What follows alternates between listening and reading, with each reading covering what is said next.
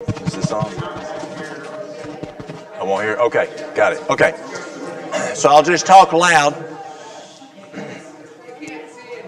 So let's not, I'll explain the video so you can get it clear. Throw it together real quick. So, do we have a link for people that watch online? it's on the Wasilla one. If you share that link with people, I can try and text it to you. It's the YouTube or our Facebook or our church website. I'll recommend any one of those three will work in the standard.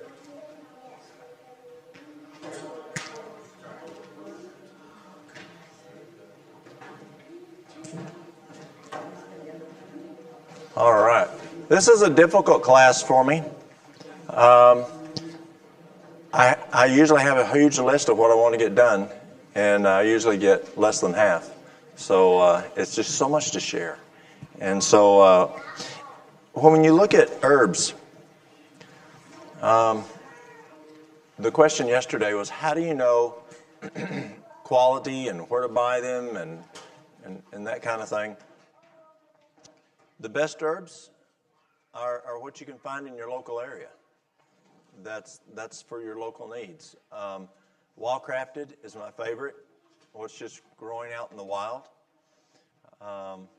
If you're wanting to find a place to buy herbs, there's a place down in Washington. It's called Mountain Rose. Mountain Rose. They're a good quality herb. It's just so high. There's sometimes 6, 9, 12 months you can't get what you're looking for because what comes in doesn't meet the standard they're looking for. And we're looking for not herbs that just have taste for a tea. We're looking for medicinal benefit. And so you want good quality.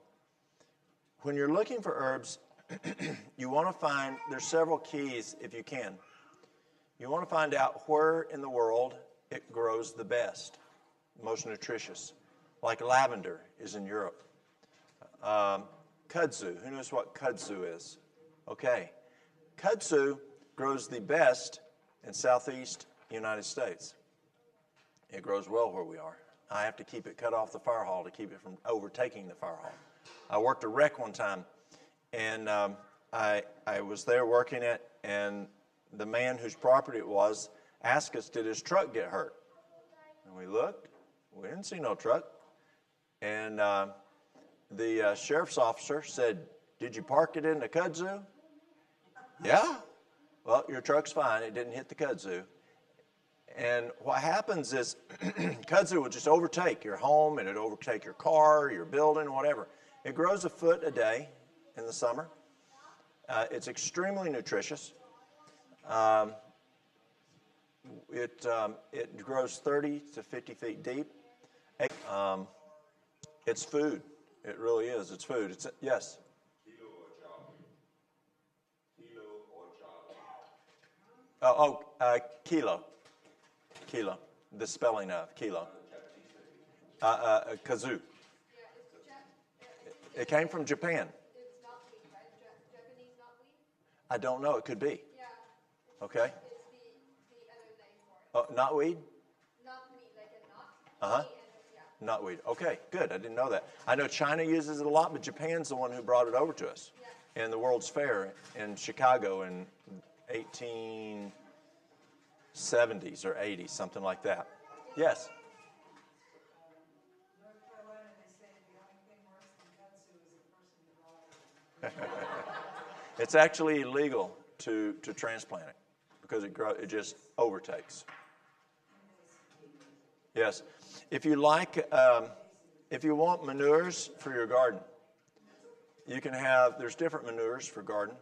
There's horse manure, animal manure, but then there's plant manures. And you can take kudzu and put it in a 55-gallon drum. Put you a spigot on the bottom and put it in the drum and then fill it with water. Let it sit for 30 days and make what we call sun tea. Y'all know what sun tea is. And make a sun tea out of it, and then strain it off, and you can spray your plants. And transdermally, it will go into the leaves, and it's very nutritious. Mary Lou's made kudzu lasagna. You can cook it like spinach. Pardon? The leaves, and then the most distal, what grew over the last day, you take that, the vine, strip off everything and cut it, and you can make a noodle, and you can cook it like a noodle. In China, missionaries tell me that a lady gets up in the morning, puts a pot of water on boil, throws a chicken in there, and throws a piece of kudzu root in there, and that's what they eat. It's kind of like where people throw bones in to get nutrition. Well, you can throw the kudzu root, and it has nutrition. But kudzu is very good. I have ladies come in, and they buy it for their husbands. And so they'll buy a multivitamin and pour that out, put it in another container.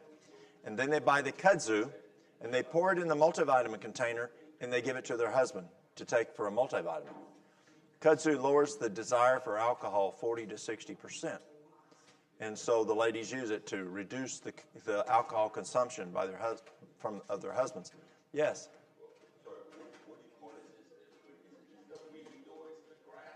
It's the root that you use for the medicinal benefit. Kudzu root? Yes? Kudzu? Okay. Oh, the highest source. Oh, better than grape juice or wine? That's interesting. Isn't that cool? Source of resveratrol. You know, the reason they say you need to drink wine? That's tremendous. Yes.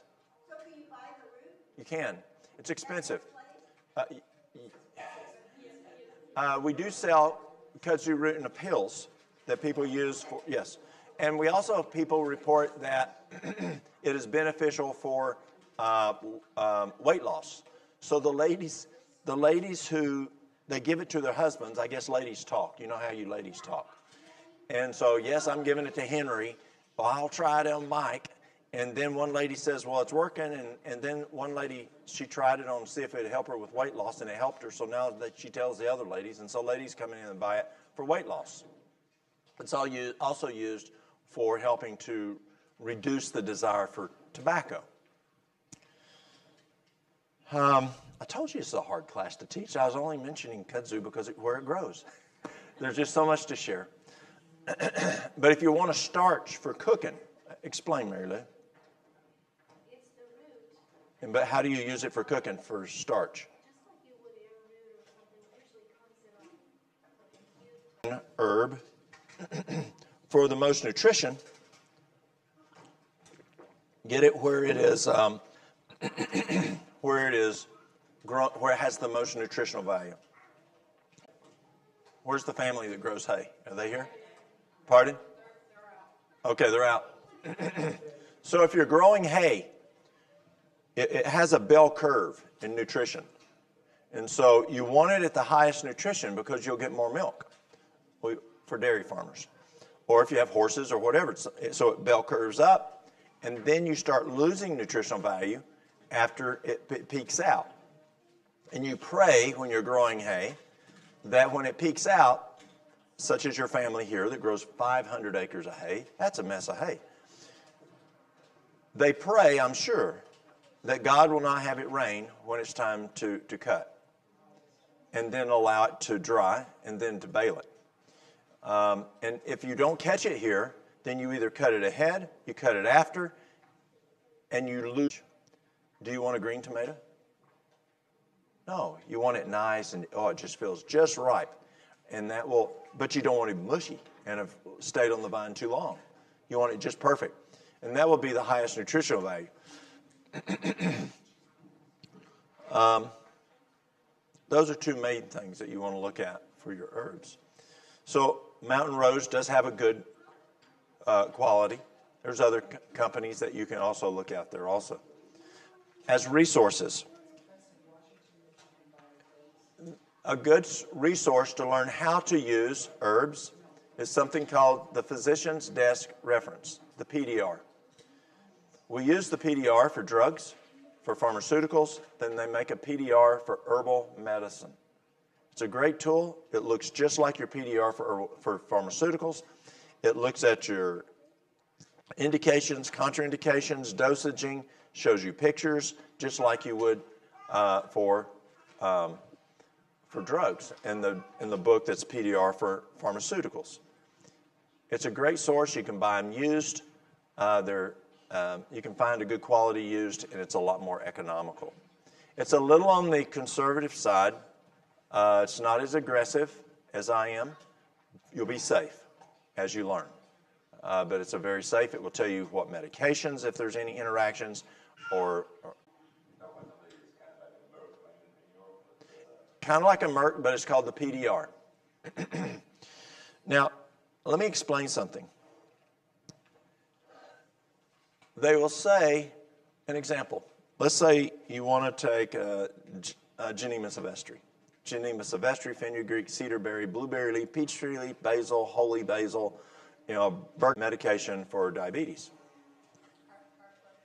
A diabetic medicine, say metformin or insulin. Why does it say that? Yes. We have a few people watching online, and some of the questions or comments from the audience. They can't hear. Don't make sense of the conversation if they cannot hear. I need to repeat. If you can repeat. I'll repeat. Thank you. Comments and the Yes. Okay, thank you. So, why do they say not to use that herb for diabetes, to be cautious? So let's say that you have a person who's on insulin or metformin, and the medicine is keeping them here. If without the medicine, their blood sugar will be here. And so they're here. And so you take, say, Genema silvestri, my favorite, or bergamot's good too. And what happens is it will help to normalize the blood sugar. They want you to keep taking the medicine. And so if you keep taking the medicine, it will push you sub-low into hypoglycemia. Well, what do? It's real simple. You call your doctor. Your blood sugar's coming down lower. You just say, my blood sugar's running, it's running 80. Well, it's still okay, but you can cut back on that insulin. You can cut back on that metformin. And you loosen up the spring up here, and then it comes back up a little bit. And as you keep doing it, then you can totally discontinue the meds, and the bergamot or the Genema silvestri will normalize the blood sugar. But better than that is to reverse the diabetes. Just plumb reverse it. And there's three things that I told you it's a hard class. The three things that reverses diabetes or causes diabetes is you've got and I'll use this illustration as an example to help us better understand. So with diabetes, you have trillions of cells, and around your cells you have insulin receptors. And they have a little door that insulin opens and allows glucose to go in, and everybody's fine. But I found there's three things that causes this door not to work right. One is if you have outside ideal body weight. If you get too big. And so all you do is what? If the cause is too big, then what do? Lose weight. That's horse sense. That's simple. Shrink down to ideal body weight. Well, the question is, what is ideal body weight? I'll have people argue with me, well, I'm big boned, so we can't use BMI. Okay. I personally, the medical community uses BMI, body mass index, except on the physicians more on sports medicine. I see them using more of percent body fat. And so if you feel comfortable with that, just go to percent body fat, and that'll tell you where you need to be. Shrink the cell. Get back to ideal body weight. And then the door starts opening again.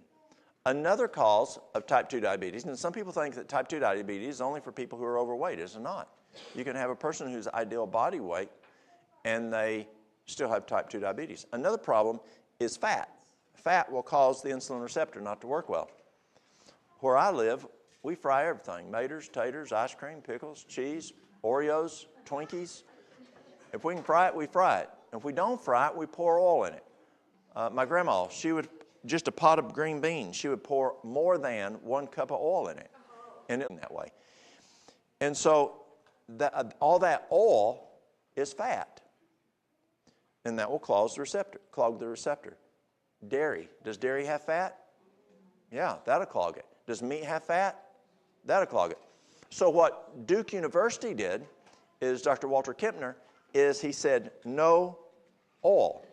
T. Colin Campbell, Cornell University, said no oil. Esselstyn and Cleveland Clinic said no oil. Pritikin said no oil. All these guys understood. And it's really cool. It's just like sin. If you stop sin, does God forgive if you ask for forgiveness? Does He? Does He cleanse us? He does. Well, God also allows, when we stop the fat, whether it's the oil or the dairy or the meat, the body cleans out the receptor. Yes? Major fat items. So, unless you're in Africa, they're going to use that. They're going to use avocados no matter what you say. And they're doing well. They are. The last time I went to Africa, I had a lady come in. Her blood glucose was right at 400. She was on insulin. She was on metformin. In 14 days, she was off insulin, off metformin, and her blood sugar was 115. That's fast, isn't it? The time before that, I had a lady who was right around 400, insulin, metformin. In 14 days, she was at 124. Pardon? How did she do that? How did you accomplish that? I told you this is a tough class. So what we did is for 3 days. For 3 days, they did a water fast. They ate nothing. They just drank water for 3 days. Then, no, just water for 3 days. Pardon? They could put lemon in it, but we didn't put anything. They didn't. And then we did the Duke diet, the Duke University diet, Dr. Walter Kempner. And so what we did is for breakfast 3 servings of fruit and 1 cup of brown rice. In Africa, they don't like just 3 servings of fruit, so we negotiated. We did 6 half servings of fruit. They wanted more variety. And it was beautiful. It really was. In the middle of the plate, they put a cup of brown rice, and then around the plate was all these beautiful, let me tell you what, their fruit is like walking into a whole new room of taste. It's amazing. So that's breakfast. Yes? If you don't like rice, could you use Quinoa. You can use quinoa. Yes. And you have to be careful with folks with gout. Brown rice can cause problems with gout, and so we go to the quinoa. Then what we do for the noon meal, for dinner, we do a nice big salad. But on the salad is no dressing, no oil, no salt, no cheese, no meat. We want to keep away from what? The fat. Except in Africa. They don't like salad. So what they do is they put the brown rice in the middle, and they put all this raw vegetables around it, but they won't mix them together and eat them. It's just different cultures. We're all different. And then you don't do supper. Now, when I went to when I left regular health care, I went to a lifestyle center's director in Virginia, and I got there, and they were only doing breakfast and dinner for the patients. They weren't doing any supper. And so I went in and I told the physicians, you got to do breakfast, dinner, supper, mid-morning snack, mid-afternoon snack, and an HS snack, hour sleep snack. And they decided to play with me. That's why. I said it's a standard of practice. It's what the American Dietetic Association recommends. And then they asked me one more question, and I walked out of the room. They said, how many diabetics did you reverse where you come from? Over 20 years, 0. There we had over a 98% reversal rate of type 2 diabetes. So, I couldn't argue with that. So I left, and guess what I did? I went to my office, and I called somebody. Who do you think I called? Dr. Agatha. She says, bring it back from noon, from the dinner. And she said dinner. We grew up down in the South. And so she said from dinner to breakfast, and you actually are more effective in breaking the fast. I was just curious if that protocol of the 3-day fast and then this diet could work in someone with type 2 diabetes, but that their insulin reserves is low. Yes. The only problems we have to, so the question is, a person who is type 2 diabetes, their insulin reserve is low. The only one that I'm careful with is the type 1s. The type 2s, I don't have a problem. The type 1s, we monitor that a whole lot closer. Yes. Definitely, usually we can DC the insulin during that time, during that fast. And we monitor we just monitor their blood sugars. But if you start out at 400 like that lady was, you got a lot of room to move. And so we just monitor that multiple times a day and adjust the meds as needed. Yes. I've heard where I was raised that the meal that you can miss, best to miss is the one in the evening. Yes. One of the things, a lot of folks do intermittent fasting, and intermittent fasting is good, and that's what this is. Breakfast, dinner, skip supper is intermittent fasting. But the popular thing today is to do the dinner and the supper, and it can be very effective, but here's what you got to look at. When you skip, go back to the book Proof Positive by Neil Nedley. And in there, Neil talks about the book Proof Positive by Dr. Neil Nedley. And in there, Nedley talks about research shows that if you don't eat breakfast within 2 hours of awaking, you increase your risk of a heart attack or stroke by 150% based on the platelets. And so when you get up in the morning, you need water to help to hydrate. You need to eat breakfast to help both of those help to prevent a heart attack or a stroke first thing in the morning. The other thing is Dr. Koop, and this is also in the book Proof Positive by Neil Nedley. I encourage all of y'all to read that book. It's an excellent. Neil, N-E-I-L. N-E-I-L.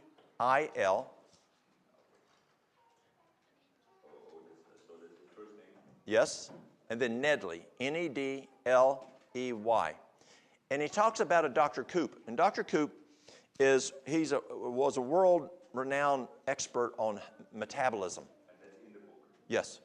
And he talked, and Koop found that when you eat breakfast, it increases metabolism and you burn calories. When you eat dinner, you increase metabolism, you burn calories. But around 3 o'clock, metabolism starts turning off. And when you eat supper, you don't burn calories as well. And so it's harder to lose weight or to burn those calories off when you eat the supper meal. Also, if you eat supper if you eat within 3 to 4 hours of laying down, that food's more prone to ferment and putrefy. Now, this is also really interesting.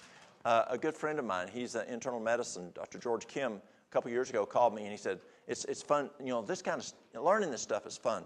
And he called me, he says, Walt, this is really excellent. He sent me a video last night, something from the FDA where they finally admitted something. And it's exciting. And so he calls me, he says, Walt, I just left a conference and we learned that the mitochondria, if you eat after 2:30, your mitochondria changes. He said, we thought that cancer was spreading through DNA, but they're now finding cancer can spread through mitochondria. And if you stop eating by 2:30 in the afternoon, it's less prone to spread, cancer that is. And, isn't that cool? He says it even changes the way it even looks. So it's interesting. So that's what we do for food, for reversing diabetes. Then the other thing that we do is we use Dr. Kipner's program of where Dr. Kipner found that children exercise. Remember when we were kids? We exercised in the morning, we exercised after dinner, we exercised in the afternoon, and when we got home, we exercised. As Kipner looked at human kids versus human adults, he found we're still humans. We need to exercise 4 times a day. You don't just drink 1 glass of water a day. And so he started exercising his patients 4 times a day. Loma Linda found that a 20-minute power walk lowers the blood sugar more than 1 shot of insulin. So if you're taking exercise 4 times a day for 20 minutes, a power walk, then it's like taking a shot of insulin 4 times a day. The other thing that we did was adequate water. And the other is we put the folks to bed by 9 o'clock at night. And what is the most important thing we did? Pray. Yes. Did you say go to bed by 9 o'clock? Yes. 2100 hours. Yes. Okay, so why do I share this with you? You can take Genema sylvestre to help to normalize blood sugar. Fenugreek, cedarberry, blueberry leaf, peach tree leaf, basil, holy basil, bergamot, a lot of things. Some people use cinnamon, but be careful with cinnamon because it's an irritant to the mucosa. So you can use these, but the best thing is just to reverse it. And so you stay on that program that we just talked about until several things happen. Until their A1C is 5.6 or less, their glucose is 99 or less, and they're not taking any medication. If they're hypertensive, they take no blood pressure medicine, and their blood pressure is in normal. So how do you know as you work on this program how to adjust the medicine? It's real simple. You just call your doc and say, my blood sugar's coming down here, my blood pressure's coming down here, how do you want to adjust the meds? And that's what we do at home. Is the folks, as I work with people, they call their nurse practitioner, their doc, whatever, and we live in a rural area, and so a lot of area clinics don't have physicians, they have nurse practitioners. And they just call them, and they tell them how to adjust the meds. Yes? Bergamot, do you mean orange? Bergamot, yes, it's kind of like an orange, yes. Yes. Okay, so you want to get to the cause, and yes, we use herbs for different things, but you want to try to reverse the disease if at all possible. So what have we talked about so far? We talked about in herbs. You want to find an herb, if you can, grown where it grows the best. But if it's in your backyard, pick it out of your backyard. If it's here local, pick it here local. But if you're wanting to buy it from a place where it is a good quality and where it's picked at a good time. So you can use bulk herbs in various ways. These are all bulk herbs. And the way you can use bulk herbs is you can make teas. You can make fomentations. A fomentation is where you take a tea and you dip down into a fomentation into a piece of cloth and then apply it to the affected area for the transdermal absorption. You can take it and you can grind it up and put it in capsules and take it as pills. And those are ways that you can use the bulk herb. Now, bulk herbs are going to last 6 months to a year. So what do you do if you want to make it last longer, like putting up food? You know, like putting up corn or putting up okra or putting up your tomatoes. So what you can do is you can make an extract. I think this is an extract. No, that's an oil. We may not have brought any extracts with us, did we? Okay, so an extract, you've heard of tinctures and extracts. Okay, so what's the difference? A tincture and an extract. A tincture uses alcohol to pull the nutrients out of the plant material. There's benefits and there is disadvantages with alcohol. The disadvantage, it's alcohol. The benefit, it may pull more nutrients and it can last longer. The difference in an extract is it uses vegetable glycerin in distilled water instead of alcohol. But there's a way I believe that I can turbocharge that. Can you guess what I do to ask to turbocharge it? Pray. Ask God to make it pull more stuff out. Ask God to make it last longer because God doesn't want us using alcohol, right? So ask God to make it the same effect. I'll be right there. So the extract normally will last, 2.5 years. The tincture can last 3.5 years longer. The extract, the way you do it is you take no less than 65% vegetable glycerin. Less than, you can have pathogen growth. Most people do it between 65 and 70% vegetable glycerin. The balance of that, 30 or 35%, is distilled water. Now, what you do is you take and you get your, what's a good example? You get your Okay, here's a good example. So you mix it real good first. Oil and water doesn't mix well. So you mix it really well. Don't do what I did the first time. The first time I made an extract, I put almost this much herb in my container. And then I tried to pour the liquid in there. And then I ended up digging it out and putting it in a separate and getting two jars out of it. It's too much herb. You can't soak up the liquid. So I usually put about this much herb in a container. And now I've got my mixture. And I will pour it in here until it's about an inch above. Then it's going to soak it up. You know how when you soak beans, it's going to soak it up and you have to put more water, soaks and put more water? Same thing here. And so you keep doing it, and over a day's time, you keep adding little by little until you finally, it finishes soaking it up and it settles out. You want to do two things. You want to be approximately an inch above, and you want to be no less than an inch from the top. The reason is you don't want to be less than an inch from the top because you want room to shake it. And you're going to shake it twice a day. Now I'll shake it. When you're finished, you take it and I take a kitchen strainer and I just pour it and let it just drain through a kitchen strainer. And it can drain there for a day. And then I'll take a piece of like a plastic bag, and I clip off just a little tip of it. And then I put my plant material in there and I squeeze it, kind of like squeezing cake decorating, until I get all the oil out of it. And then I throw it away. Now, have you ever heard of extra or double strength extract? Double strength? Well, you can make double strength. Now, you do it just backwards.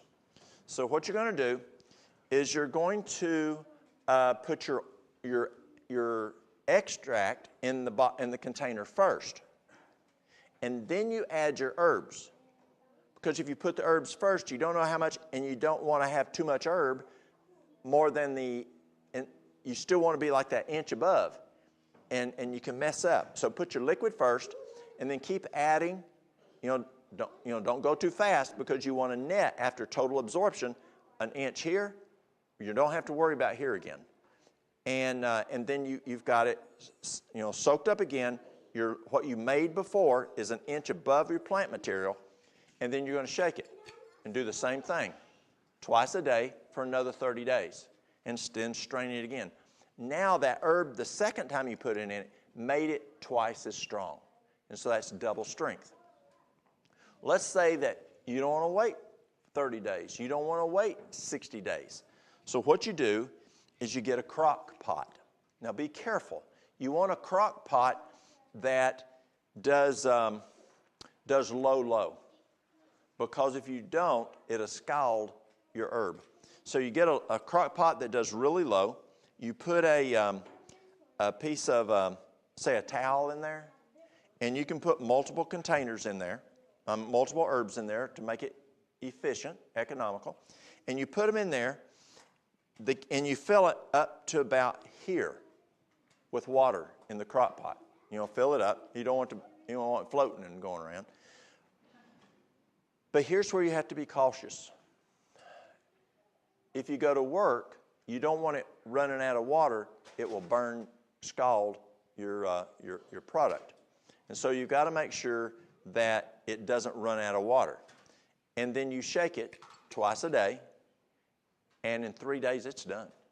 Again, if you want extra strength, do it again what we did the other time, and put it in another 3 days, and you're done. And a lot of people will do that. Let's say that they want to make some elderberry extract real fast, they can have it in just 3 days. You pull it out. It's just sitting in the crock pot. The glass jar sets down in the crock pot. Yeah, thank you. Yeah, the glass jars just sit down in the crock pot, and you make sure the water comes up to warm it. And you keep adding water in the crock pot, but this is just setting in the crock pot. And yes, sir. So the question was, she thought that I was putting the it in the crock pot, but you still keep it in the jar, and the jar is setting in the crock pot. Yes, sir. So you keep that the substance in it until you use up the liquid. Okay, so then what we do is after you're finished and you've got your product, after you've strained it all out, then you're going to put it in amber jars, containers. Amber containers. It can be a lidded jar. It can be a one that has a what do you call it? A dropper on it. A lot of people just put it in a jar because they'll take a teaspoon at a time. And then on your amber jar or container, you're going to write what the herb is, because you'll forget if you're making a bunch, what the herb is, what the date is, because you want to know how long it's been. Yes. So that's why you're going to keep it, in a dark area in an amber jar. Yeah, it's better to be in an amber jar if you can. If not, put it in the cupboard where there is no light if you don't have any amber jars. Yes. Earlier you were talking about the dermal transmission of substance. I was wondering, what about people that put on, like the other ladies wear makeup, and then what about people that put sunscreen on, or what about people that are mechanics and they work on Okay. oily stuff and get really good hands? So the question was transdermal absorption. Can that happen with makeup? Can that happen with grease when you're working as a mechanic? Can it happen with anything you put on your skin? Absolutely. Yes. I'm sorry to make you go back. So when you're cooking the crock pot, you fill it up with water, you got a load of, and so you got a 3-day period. And then what did you say after that? Do you repeat the 3 days again? So the question is, when you do it in the crock pot, basically you've got a crock pot with water. You set your jar or jars in it. All that's doing is just heating it up. And you maintain that amount of water. You're shaking it twice a day, just like you did the other way. You do it for 3 days. You strain it. And if you want it double strength, then you do it another 3 days. And then you're finished with the crock pot. And then you take that material that you just made, the extract, and you put it in jars. Does that make sense? Okay. Be sure to label what the product is and what your.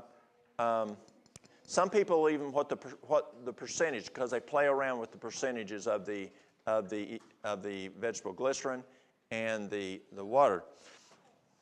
What I find is most people will do around a 70-30 because they want to be sure that they don't want the pathogen growth. But some people will do a 60-35 because it's sweet. Vegetable glycerin is sweet, and they just don't want the sweetness. So they cut it back to the 65, but do not go less than 65. So that's how you can put up your herbs to last longer. The advantage of that is, 1, it lasts longer. 2, let's say you're going to Hawaii on vacation. And let's say that you have some renal issues, or you have some liver issues, and you want to take your herbs along with you. And so you're taking your corn silk and your dandelion root for your renal issues. You're taking your milk thistle and your dandelion root for your liver issues. That way you don't have to make teas while you're gone. And it's just real simple. You just take a little bottle like this and take it, and you just take so many squirts, and twice a day or 3 times a day, whatever you're doing. And it's a lot easier to take with you and travel, and you don't have to make the tea. The third way of doing herbs is I call herbs on steroids. Herbs on steroids. Let's see if we have it here. Okay. Who's ever used peppermint essential oil? Do we have peppermint over here, Mary Lou? Do we have peppermint?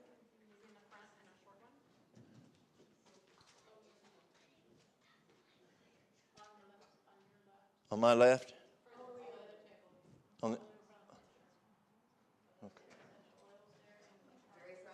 okay. This. Table closest to us.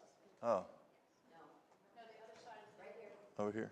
Where? Behind the blender. front of the bin. Oh, peppermint herb. Do we have peppermint herb? I have some. I have oil. Okay, that's okay. So we've got the oil here, the essential oil.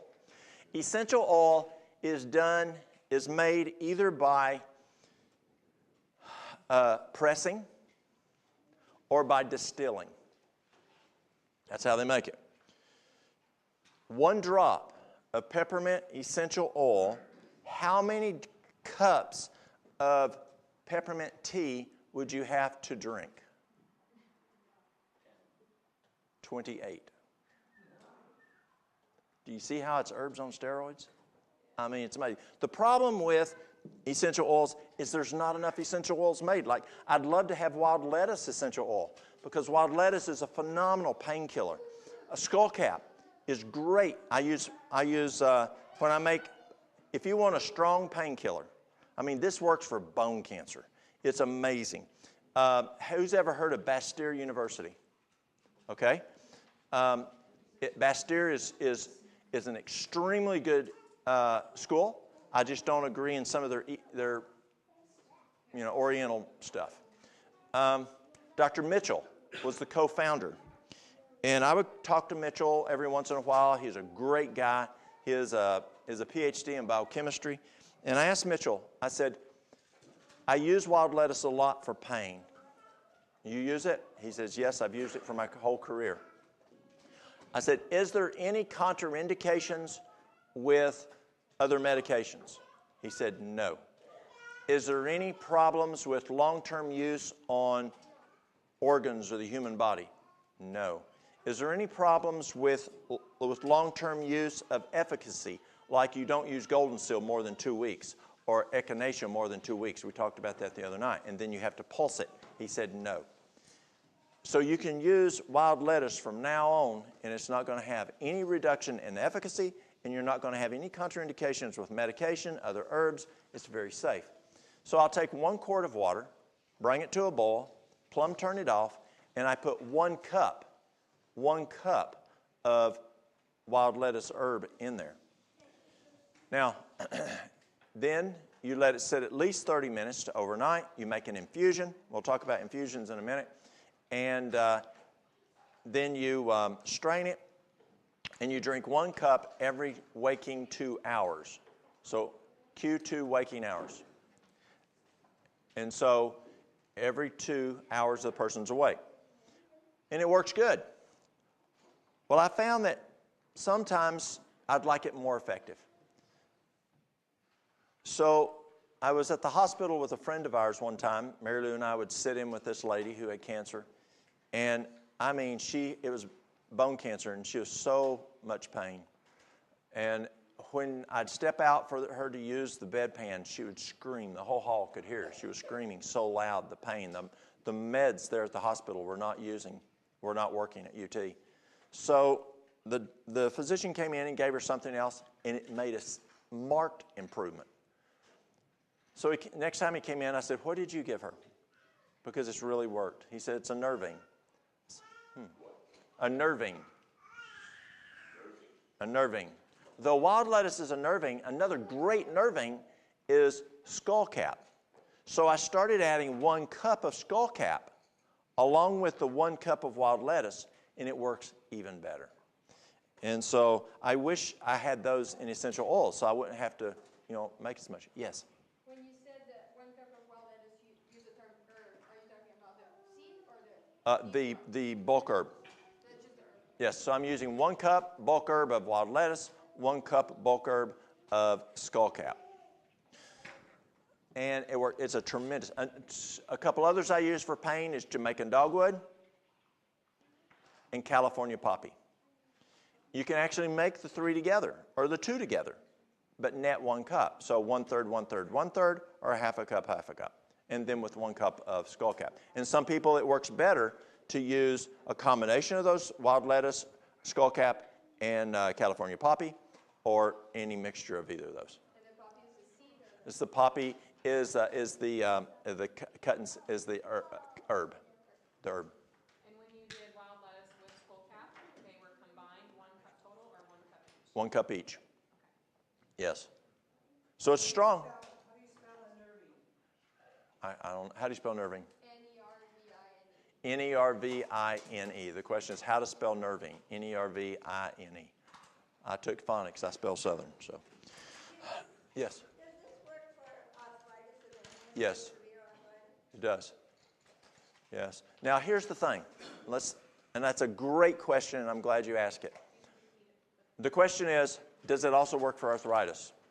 So that's exactly what I used to do, coming from the mindset that I came from. Let's use something, a painkiller. Let's treat signs and symptoms. But I don't want to treat signs and symptoms, even with herbs. Now, if a person has bone cancer, yes, we're doing other things like juicing and far infrared and fever treatments and food-grade hydrogen peroxide and vitamin C, MSM. We're doing a whole bunch of other things. But to deal with the pain while we're trying to work with getting rid of the cancer, we got to deal with the pain.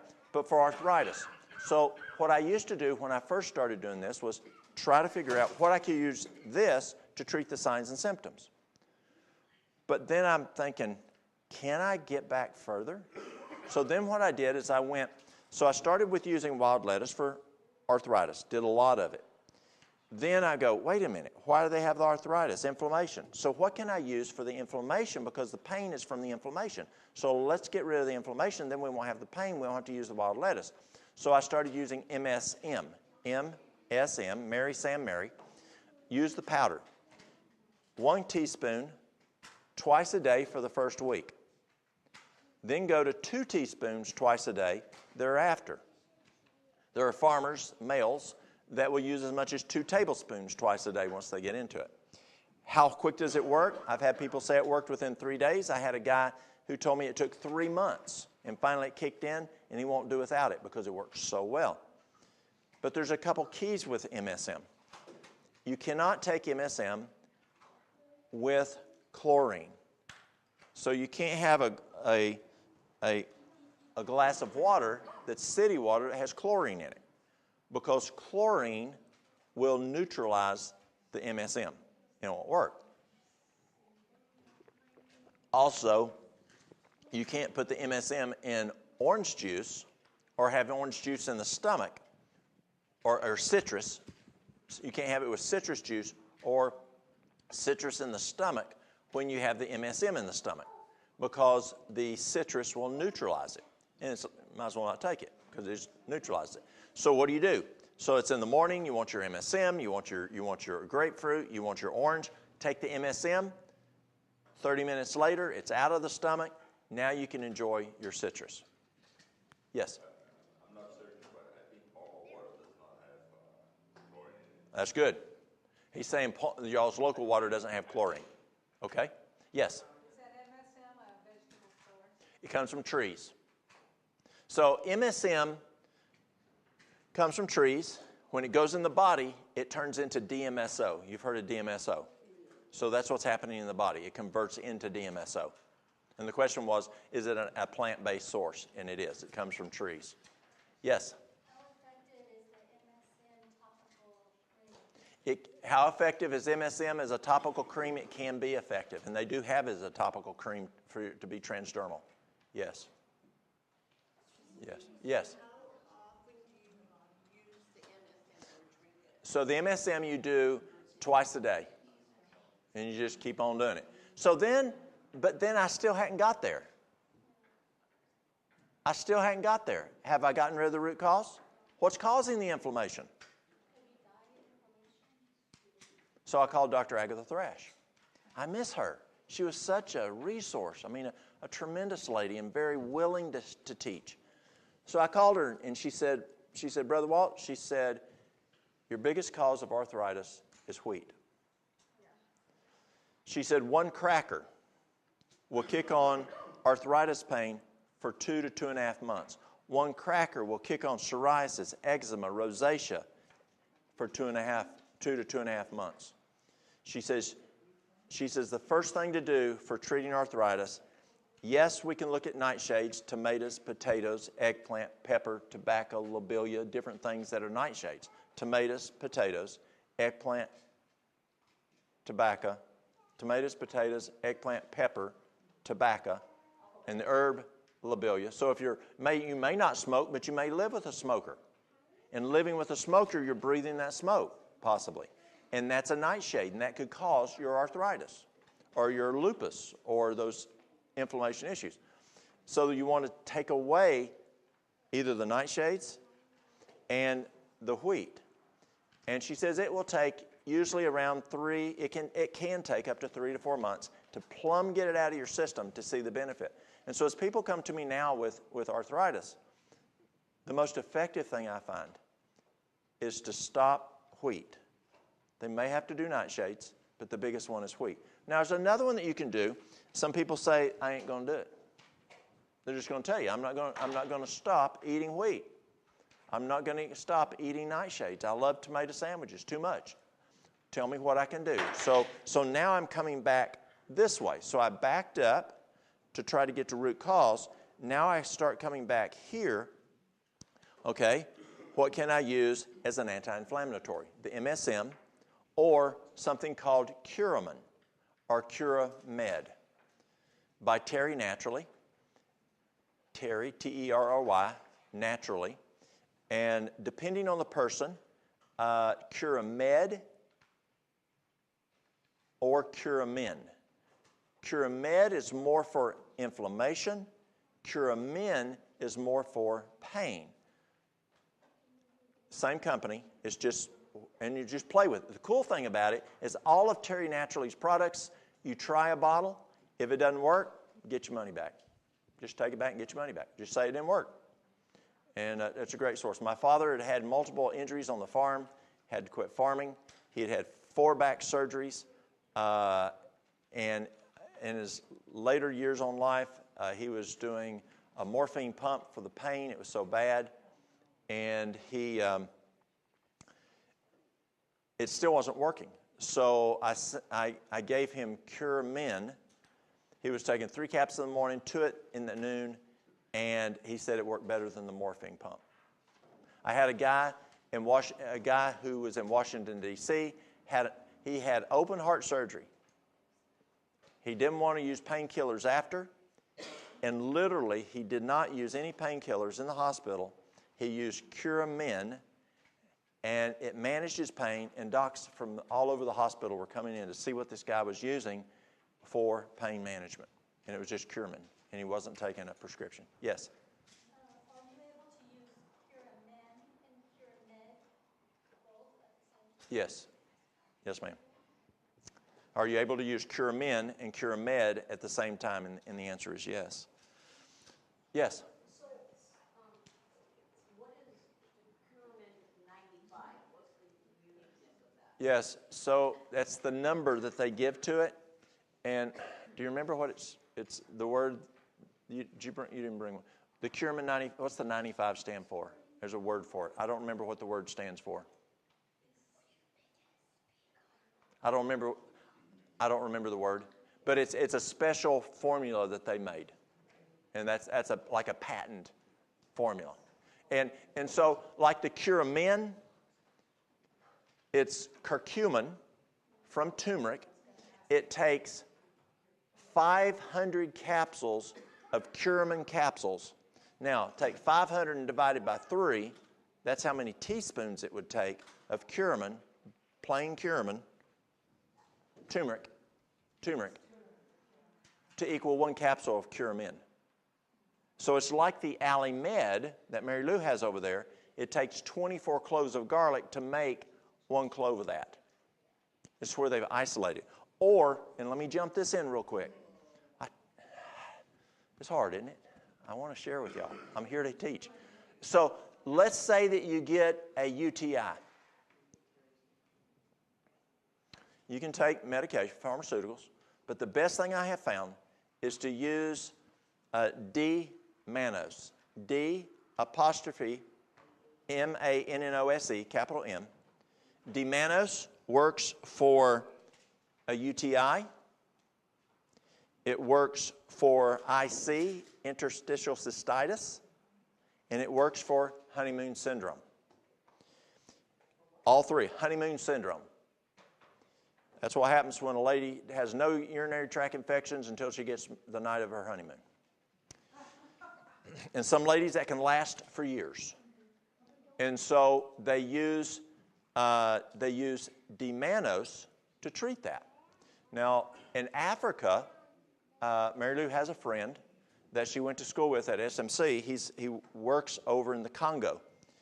And his wife had honeymoon syndrome. And it's lasted all these years. I mean, a lot of years since she got married. It's been 40 years, almost 40 years they've been married. And sometimes they can't get the D-mannose over there in time for the honeymoon syndrome problem she has. And so the Congo natives taught her to use as a lubricant coconut oil. And the coconut oil kills the problem. Now, so let's say you have UTIs. D-mannose is a very concentrated, D-mannose is what is in cranberries, it's what's in blueberries. I was walking by the nurse's station one day, and I heard a physician say, I want Mrs. Brown to have 1 cup cranberry juice, Q meal. I mean, every meal. And the nutritionist happened to be sitting there at the nurse's station and said, that's not enough, she needs a quart Q meal, a quart every meal. Well, that's not an option, that's a lot of fructose. So what they do to get enough cranberries to be effective, they isolate only D-mannose out of it, just like they isolate the allicin out of the garlic. Because when you take a teaspoon of the Alimed, you're over 2,000 cloves of garlic. And that's why it works so well on MRSA and all these problems. So the D-mannose, here's how it works. The D-mannose goes in to the urinary tract or into the bladder, and it's like a magnet. And it collect the E. coli, the bacteria, it come and start eating on it. Now, it's not going to work unless you force fluids, because you got to force fluids to urinate out the D-mannose. It's like a magnet. It's like a dump truck. It's going to carry it out. And so you do 1 teaspoon Q every 2 waking hours. 1 teaspoon D-mannose every 2 waking hours. Ladies tell me within 15 to 20 minutes, the itching, stinging, burning is gone. It's extremely effective. Again, for those 3 areas, 3 problems. And you've got to force that fluid to keep urinating it out, because you've got to send that dump truck, which is now full of the E. coli or the bacteria, it's flushing it out. And now you put in a new dump truck or a new magnet every 2 hours to catch more. And then it sends it out. So D-mannose works very well.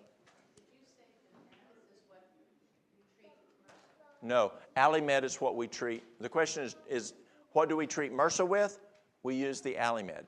What we treat the UTI, the IC, or interstitial cystitis, or the honeymoon syndrome, we use the D-mannose. A-L-L-I-M-E-D. A-L-L-I-M-E-D. And Mary Lou can hold it. Mary Lou, you want to hold it up there? That's the Alimed. Yes. How many of those do you have, Mary Lou? You want to put one on each table, maybe? She'll send one out to each table. It's thawing out and dripping. Yes. No, it doesn't. Spell check does not like Alimed. You have to add it as a new spelling. So there's different kind of essential oils that you can use, and that's the super concentrated. And here's an examples of essential oils that I use. I've got the lavender we talked about yesterday. I've got the vetiver, V-E-T-I-V-E-R, that we talked about yesterday. We've got frankincense. When in doubt, use frankincense. I use it to enhance sometimes. Yes, frankincense is just phenomenal. I use it for wounds. It's extremely good for healing wounds. It's extremely good for memory. Just in doubt, use frankincense.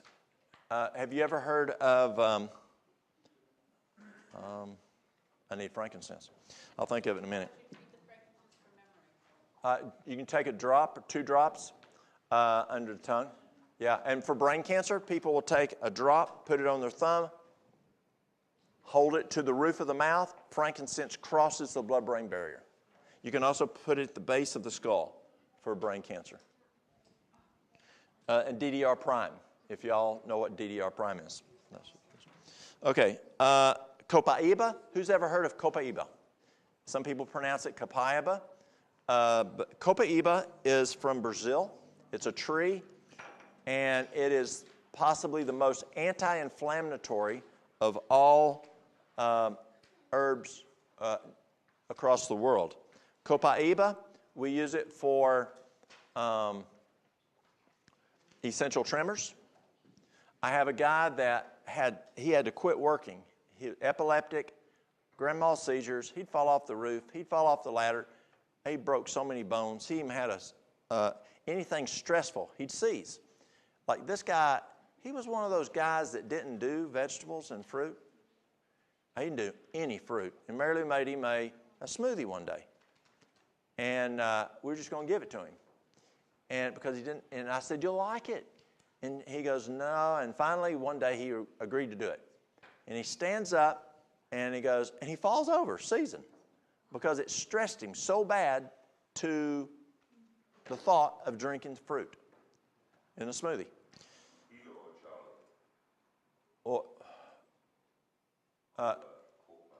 Charlie.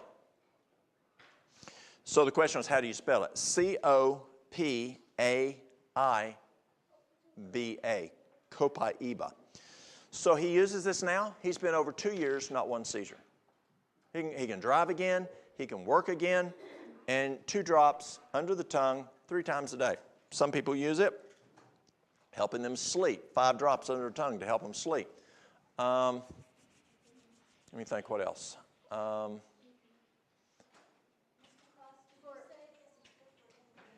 Yes, it's excellent for inflammation. It can be. You can use it PO, by mouth, sublingual, or you can use it transdermal on the skin. And so, yes? Does this work, copaiba, is helping out seizures from the regular seizures, people that can't drive?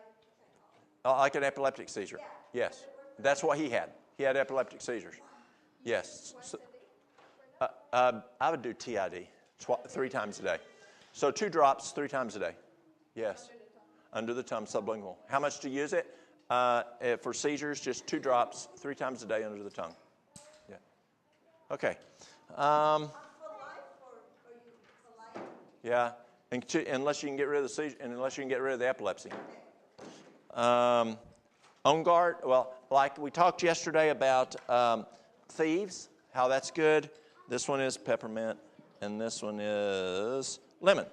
Now, peppermint, it can keep you awake. You put, so let's say I had a girl working there at the store, and she had been with us for about 4 years. She'd worked with us all through high school, and she was getting ready to leave and go to college, and she said, "You know, after the 4 years working here, I kind of got the idea that coffee's probably not the best thing for me." I said, "No, it's not." She said, "Well, I drink it a cup every morning just to wake up." She said, "So if I want to not drink it, what can I do?" I said, "Just get you a glass and put 2 drops in there." She did it for a week, and she said she had more energy than drinking the coffee. But you can use peppermint oil for, it works great for mice. You can put it on cotton balls, put it in your drawers. Ants. But someone said here, was it here or was it somewhere else I was? They said it didn't work for their ants. But mostly it does work for ants. If you have problems with squirrels in the attic, toss it in the attic. Squirrels don't like it. Snakes don't like it. Cotton balls. And just throw it. So you put it on cotton balls and throw it wherever in your drawers or whatever. Yes? One thing that helped me to beat the caffeine addiction was 1 drop of peppermint oil in a Gatorade, a date smoothie, just date and water. Okay. 1 drop of peppermint. Okay. So what she does for the energy instead of caffeine is to have a date smoothie and put 1 drop of peppermint oil in it. Yeah, it's amazing. And again, Peppermint oil, how many cups of peppermint tea do you have to drink? 28. Yeah, that's huge. Okay, so that's the different types of herbs. I tell you what, before I get in trouble, Mary Lou, you want to help me? I will go the whole time and then not do any of these other things. And she says, you need to show these other things. So we're going to do, pardon? Is that, you pass that around? Oh, yeah, let's do that. Yes. So we're going to do, who would like to try some nettle tea? Nettle tea. All right. You have a question in the back. What's so bad about caffeine? Caffeine, do you know what a hot stick is? It's, or a cattle, a rod that you shock cows, a shocker? Yes. So caffeine overstimulates your nerves. Yes. And so let's say, so the question was, what's the problem with caffeine? Let's say that you're quarterback on a football team. What's y'all's football team up here? The university doesn't have one? Okay. So let's say Dallas Cowboys. And so you're a quarterback, Roger Staubach. Wasn't he a Dallas Cowboy? I think Roger Staubach was a Dallas Cowboy quarterback. And you've got just a few seconds to go, and he sprains his ankle.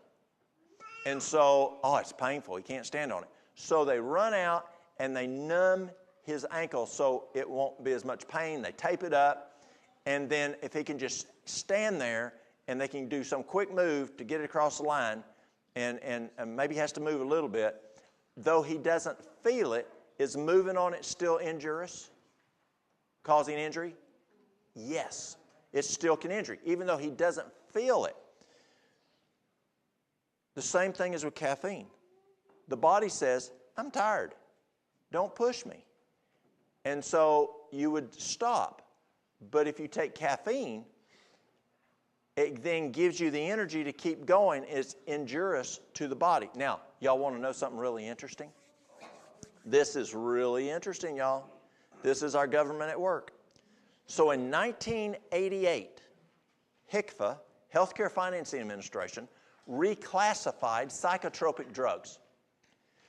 You know, your Haldols and your Thorazines and all those guys. Drug is caffeine. Isn't that amazing?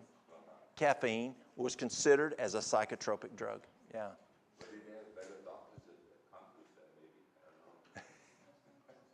So we don't want caffeine. It makes the body do things it shouldn't do. It overstimulates the body. It's hard on the body. Yeah, it's hard on the organs. It's hard on the body, the nervous system. So, yes. We do sell essential oils. Yes, ma'am.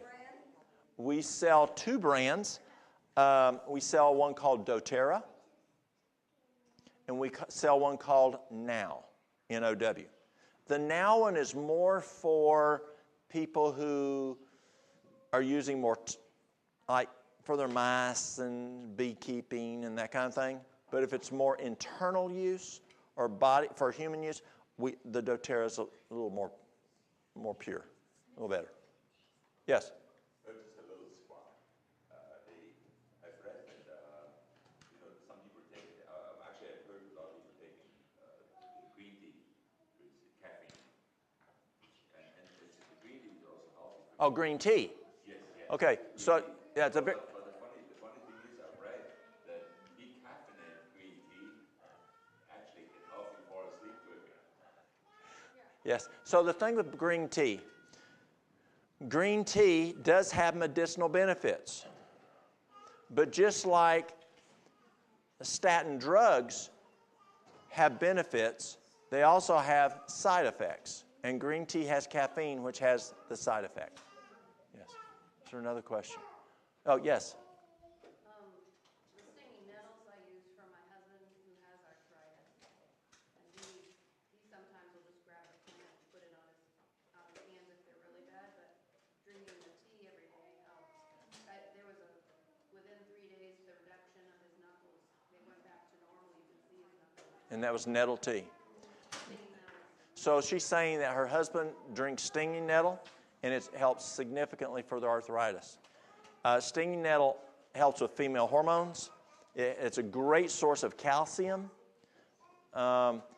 It actually, after about 6 months' time, some people tell me their hair starts going back to the original color. But we sell it most for female hormones. Why? Because it helps to stabilize the adrenals. And blown adrenals affect female hormones. Yeah, so that's good to know about the arthritis. Thank you. So let's talk about making teas. Thank you.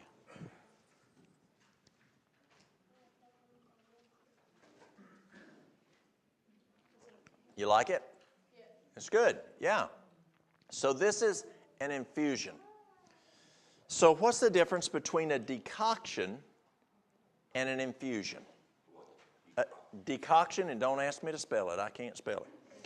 And an infusion, something that's infused.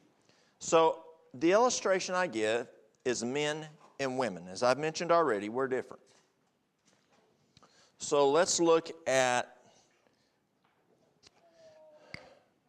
things that are the stems, the leaves, the flowers are delicate, just like y'all are, women.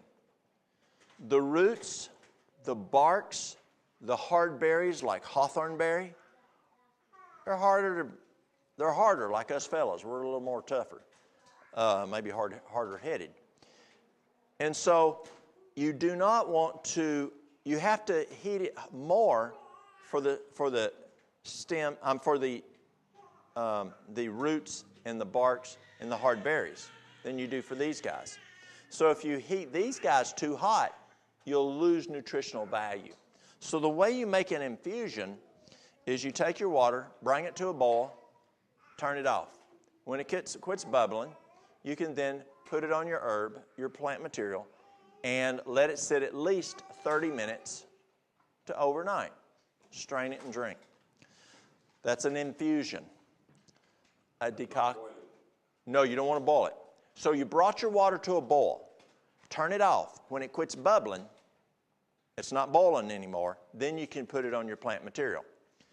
But for this guy, you're not even going to boil this guy either. What you're going to do is bring your water to a boil, then bring it down to a simmer. A simmer. And you're going to put this, your roots, your barks, your hard berries like hawthorn berry, if it's hard, in there. And let it simmer for 20 minutes. But what if you want to use two herbs together? One is you need to make a decoction, but this one you need to make an infusion. So you make the decoction first. After 20 minutes, you turn it off. Now you can take the ones that are tender, put those in there, and let it sit at least 30 minutes to overnight. And that way you're getting two herbs in one, using both a decoction and an infusion at the same time.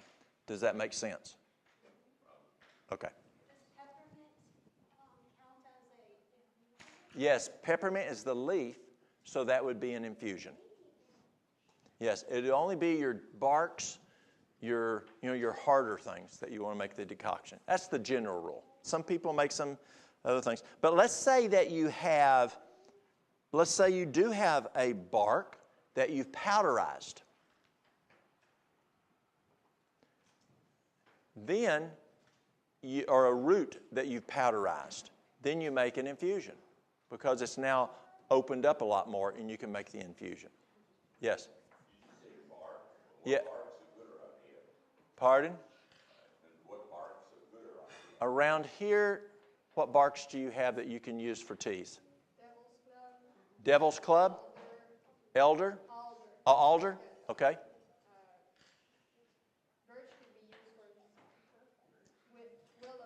Birch, willow. Oh, birch too? Yes. Isn't that aspirin in the birch? Is it what? Is that aspirin in the birch? It's the same essential oil as wintergreen. So Oh, yes. Yeah. So would that, if it's like wintergreen, would that be too toxic? I don't think so. No? Okay. Yes. Doesn't that mushroom called chaga grow in the birch? Or?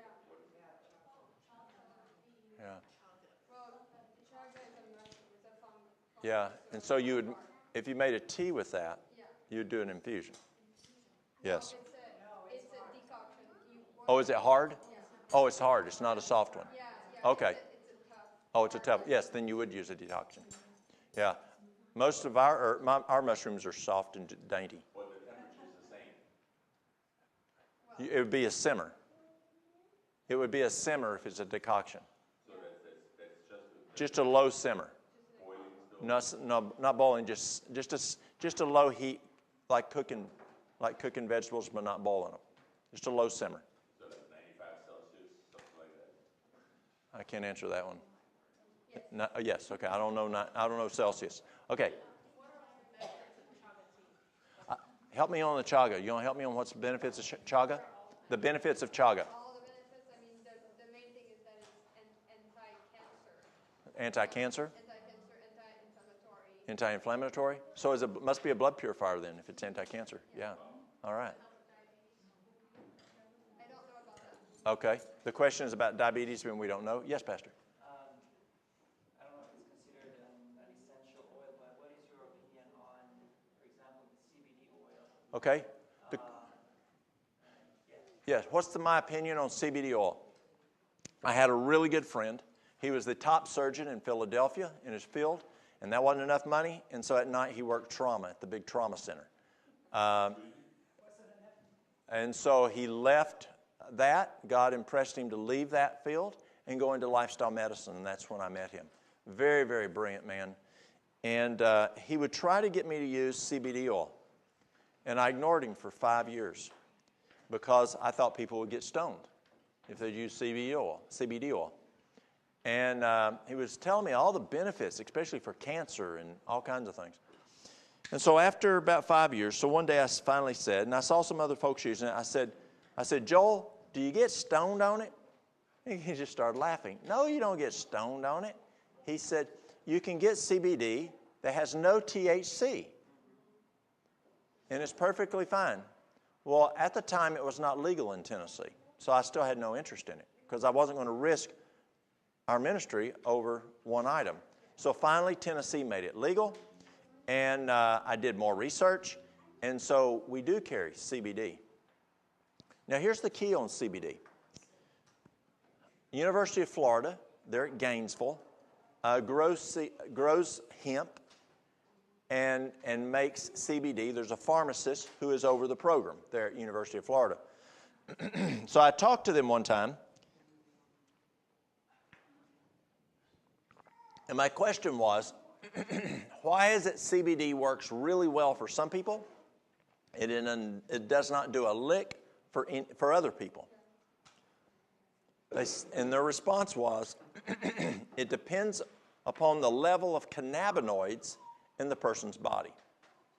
An cannabinoids. So here's the example. Let's say your B12 is 1,300, and you still don't have a lot of energy. Is it due to low B12? No. 1,300 that's up there. So it may not help you, though it could. There are cases it does still, but there's a good chance that taking B12, if you already have a 1,300, isn't going to help you. It's something else because your B12 is where it belongs. So if your cannabinoids are up here where they belong, because your body, they're there, CBD may not help you. But if your cannabinoids are low, like if your B12 is, I'll say 225, and you didn't have any energy, or you had short-term memory issues, or you had tingling in your fingers and your toes, taking B12, bringing it up to that 1,200, mine runs 1,200 and some, hers runs 1,100 and some, and we don't take B12. It's just our bodies are up there. And so you bring it up, then it's going to help that person. So that's what it is with CBD. University of Florida is trying to make a test, like a home test for cannabinoids, but they haven't done it yet. That'd be really cool. I'd love to see that. And that way we can test the person, and if their cannabinoids are high, then we may need to look at something else.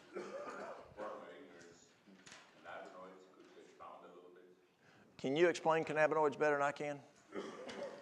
Well, we make our own cannabinoids, so it's the same molecule that comes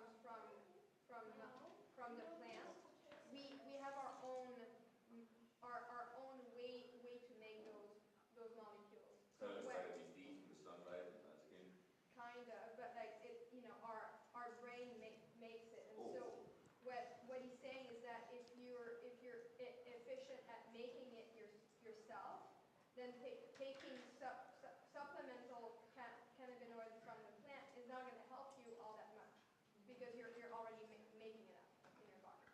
So what she's saying is, so the folks out there can listen, is your brain makes cannabinoids. And if your brain already makes enough cannabinoids, the CBD may not help. If it doesn't make enough cannabinoids, then the CBD could possibly help. But also, this is also interesting, copaiba has cannabinoids in it. Copaiba has cannabinoids.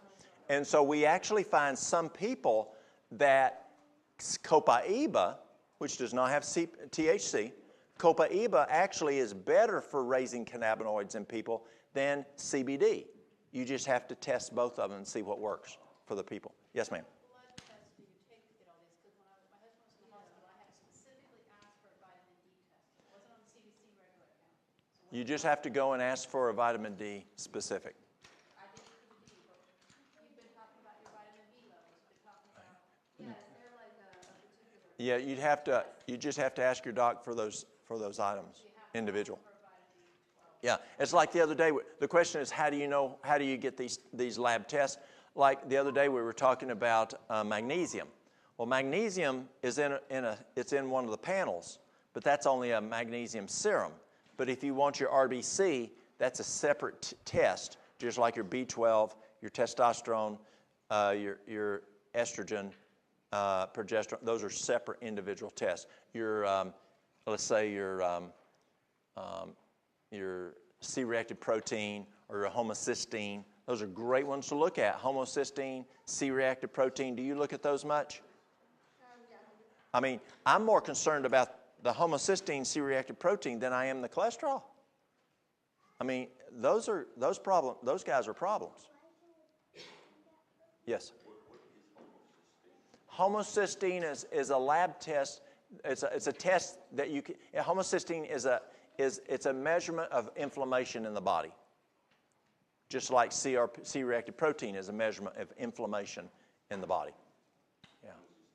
Homocysteine, yes. Okay, we'll keep going. So that's an idea of the different herbs, how to make different teas, the difference in the bulk herbs, the extracts, the tinctures, and the essential oils. Let's make rocket fuel before I get in trouble. She will let me know I failed y'all. No, I just know that people like to see some things and try things, and we get it set up, and he has trouble getting to that part. So let's do it. All right, so what are we doing? We're going to make rocket fuel. So we're going to take 5 cloves of garlic. I need to put gloves on. Nah. Do they have them? There is some blood. Yeah, why don't you? So we're going to make rocket fuel. Rocket fuel boosts the immune system.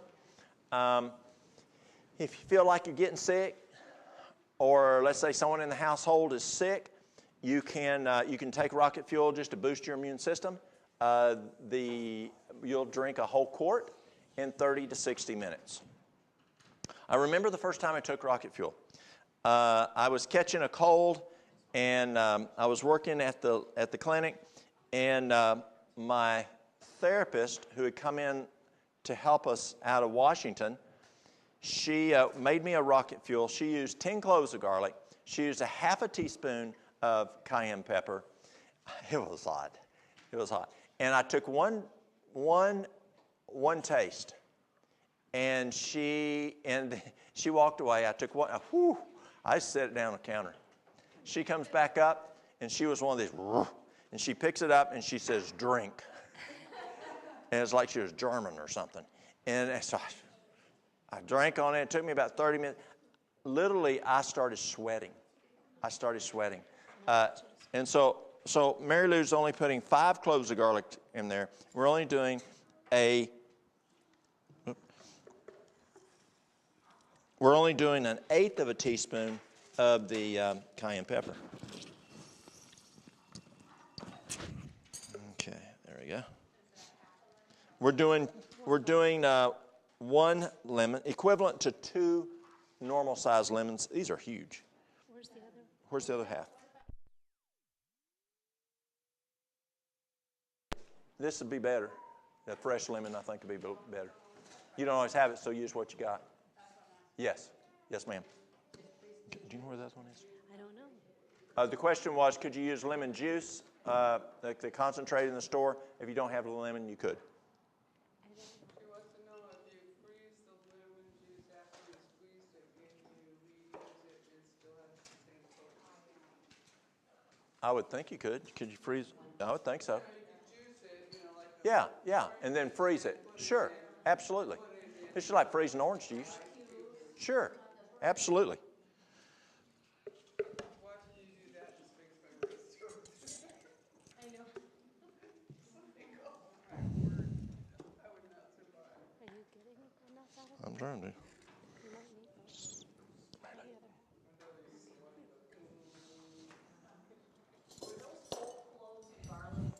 Oh, well, pardon? They were whole cloves? They're whole cloves. So we're putting in 5 cloves. That'll work. Mm-hmm. We usually will put a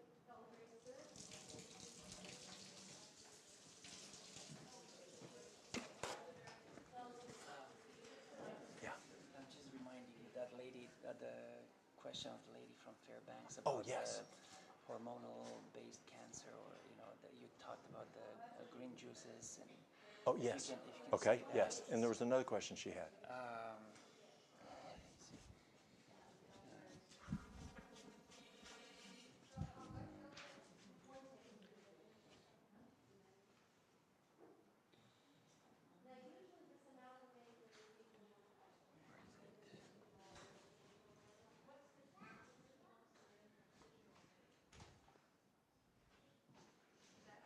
Yeah, it was. So she's also asking if she can set up a phone consultation with you. Okay, yes. So I'll cover that too. Yeah. Okay, with sure. sharing Oh, your phone yeah, number. absolutely. Yeah. Okay, good. We're also going to add some of the Allinet. Let you all taste that. Okay, the folks can't hear you talking with me gone. So what are we doing? So they want to know exactly what we've put in here. So what we far. put in here, we put 5 cloves of garlic. We put the juice of 2 lemons. We put a thumb of ginger. We put pardon? A thumb as big as your thumb. As big as your thumb. It don't matter. We usually will put elderberry extract, but we don't have that, so we're putting a tablespoon of elderberries. We're putting 1/8 of a teaspoon of cayenne. Now, cayenne you have to be careful with, because cayenne can be 20,000 HUs to 3.1 million. Now, China has another one that's even higher now. So we're usually using our cayenne is somewhere in the neighborhood. What we use is around 100, 180 HUs. If it's really high, use less because it's hot. Then what else do we put in here? We put ginger, thumb of ginger. I put 2 tablespoons of honey. She puts 3. Well, it's because I like to use a lot of ginger, and so I just try to be a little kinder with you. and the garlic, every one of these items are antibacterial, antiviral, and so it's going to be helpful. Yes, sir.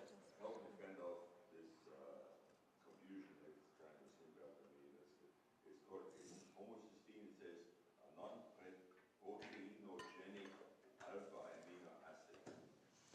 So what happens is when you have inflammation in the body, the homocysteine raises, and this test measures the level of homocysteine, like measuring cholesterol.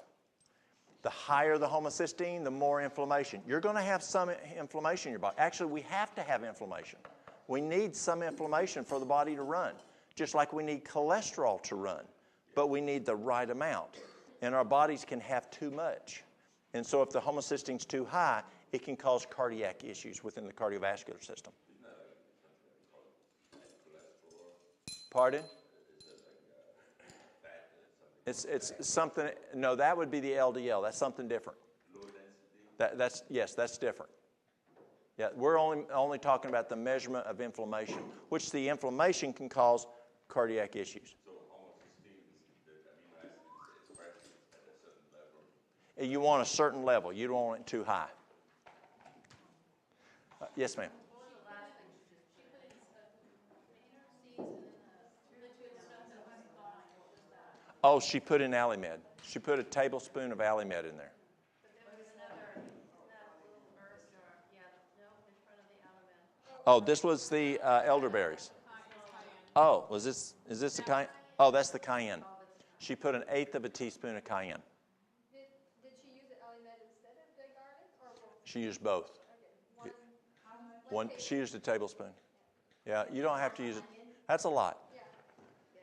Yeah, that's a lot. Yes. Okay, so what we have in there is we have 5 cloves of garlic. We've got a half of an onion.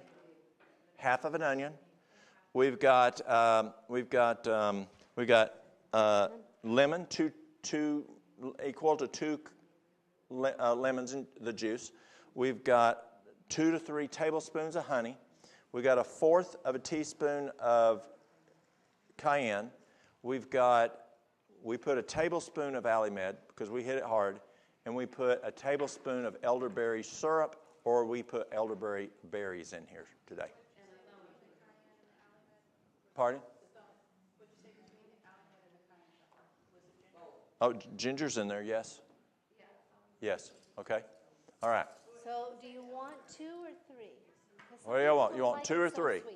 So much sugar, but Honey. honey, yeah. He says 3. What do y'all want? 2 back here? We'll go 2. We'll go 2.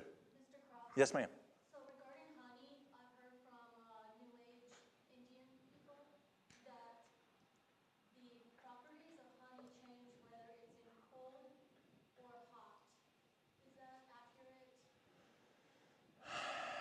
Whether it's been cooked or whether it's not cooked? Like in putting it in the tea, for example, if you put it in cold tea versus hot tea, it causes different things to happen in your body. I've not heard that. I know the Bible says a little honey every day is good for us. At that time, I don't know how they used it. Y'all have any information on hot or cold honey? well, it's just that, I mean, if you heat it, the enzymes You'll lose. Yeah, you're going to lose some. less efficient in my mind. Yeah, that's the only thing I can think of. So my brother is actually a beekeeper. Yes, tell me. One thing he doesn't, but I don't know, I don't have the explanation, but one thing he doesn't do is when the honey, if it crystallizes, he never melts it. That's correct. So, if he doesn't do that, and I didn't ask him why he doesn't do that. It's because it kills, as she said, it kills the enzymes and property in it. So that's probably what they're talking about. So the pastor said his brother's a beekeeper and he never heats it, and that's true. When you buy honey, you want to buy from a beekeeper local. You want local because you have local plants, and you want to find someone that doesn't cut it with high fructose corn syrup, and you want to buy it from someone who doesn't heat it, just as his brother does not heat it. Yes? And local honey, if you have allergies outside, if you buy local honey, that will Yes. actually help with your allergies. That's right. From the plants around you. And that's why the flavor of honey changes determined where it's produced. Absolutely, or what it's in. Yeah, or what the bees are getting. Yes. I remember now, the example that was given was that because honey has some calories involved, and if you're in a trying to have calorie deficit and lose weight, that if you put honey in cold water, it actually increases the weight you put. So the people that are plant-based, if they were trying to gain weight versus lose weight, I think that's what I recall is the property of honey. In the morning, if you're going to have your honey, cayenne, and lemon juice water, I think that's what. So heating it, So heat versus cold as far as, which one makes you gain weight? that's the part that I'm not. Okay. Okay. Cold water and honey will increase your calories. Okay. And versus the hot water. Okay, so she's saying that she's not sure which way it goes, but cold versus hot can affect whether you gain weight from the honey. Okay? Yes, ma'am. So you're saying if you put a tablespoon or whatever honey in your tea that you're making and that's hot, that's going to break down the enzymes? And does it make it less effective or does it neutralize? Well, it will kill some of the enzymes. Now, I used to use a lot of honey, but I don't use honey anymore. What I use in my tea now is stevia. Now don't buy the stevia at the store. You want the stevia leaves, which I didn't have. The plant looks like this. And so if I'm making a quart of tea, I put a half a teaspoon of stevia in there, and it's more economical than honey. And I don't have any loss or whatever by heating it up. It's a 0 glycemic index. A type 1 can drink it and it won't bother them at all. You can actually, who lived in the South? Who knows what sweet tea is? Sweet tea. Sweet tea. Sweet tea. So sweet tea, where I'm from, they will put 2 to 3 cups of just white sugar in a gallon. And a person can drink a gallon a day.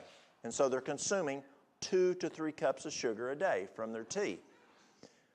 So what you can do to get the equivalence is you can take a heaping teaspoon of stevia to a quart of water, and that will make sweet tea. And that's all you have in there. So along those lines, for those that don't consume honey or try to limit our consumption, in this mixture, can you do stevia? You could. Well, the benefit of the honey is it's antiviral. And so it's and antibacterial. So you're getting the medicinal benefit of honey in this one. Pardon? With the honey. With using a honey, you get the... Pardon? All honey, yes. Yes. But at the same time, there's a lot of other things that are going to boost the immune system in there. Right. So if you wanted to leave the honey and You use could leave the honey stevia, out. you Right. could. Was buying honey from a beekeeper. We had a boat in LA at the time, LA area or something like that. And I was buying honey from a beekeeper. Maybe it was a different city. But anyways, he gave you a book if you bought his honey. This was a little book, educate you about honey. And there was something that was said in the book that I think was something that comes from the queen bee, that after 2 months, there's something in the honey that you shouldn't be using it after 2 months. And I was real confused about it, and I showed it to him, and he was shocked that it was in the book. He didn't even know it was in his own book. I'm not aware of that. I don't know. As a matter of fact, honey is the only thing you can eat that never spoils. They found, archaeologists found honey that is thousands of years old, and it's as good as the one you just harvested. Yes. So the question is, does honey ever get old? It can last a long time, as long as you don't allow oxidation in there to take place. Let's take a quick break, bathroom break, while we blend this up. Let's be back in, say, 5 minutes, and we'll keep going.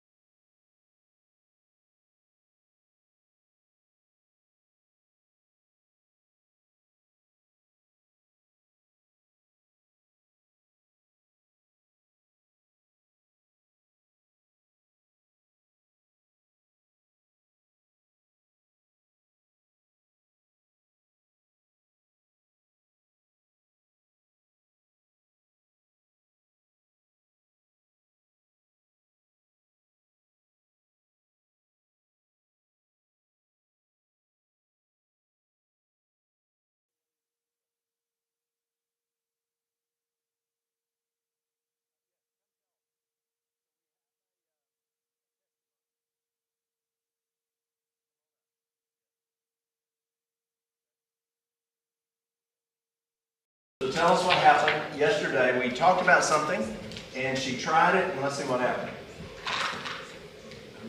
Well, he told me about cayenne and mix it with a cream, any kind of cream, and put it where you have a pain. I usually have a pain in here, behind my knees. I don't have pain in my knees at all. But in here, it's like a pulling, pulling this. I put it this morning. Last night I put it before that I went to bed. I put it that, and this morning I did it again, and I don't have a pain at all. I can walk a little better. Amen. Okay, you're welcome. There was a question from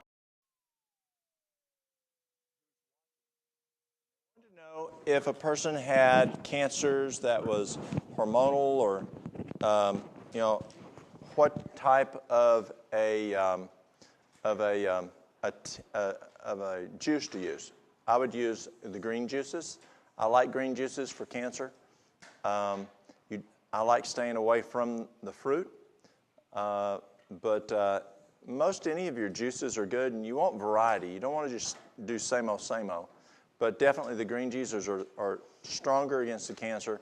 But you can do your celery, your cucumbers, your beet, your cabbage, you can even use a little carrot. Remember, what was the lady's name?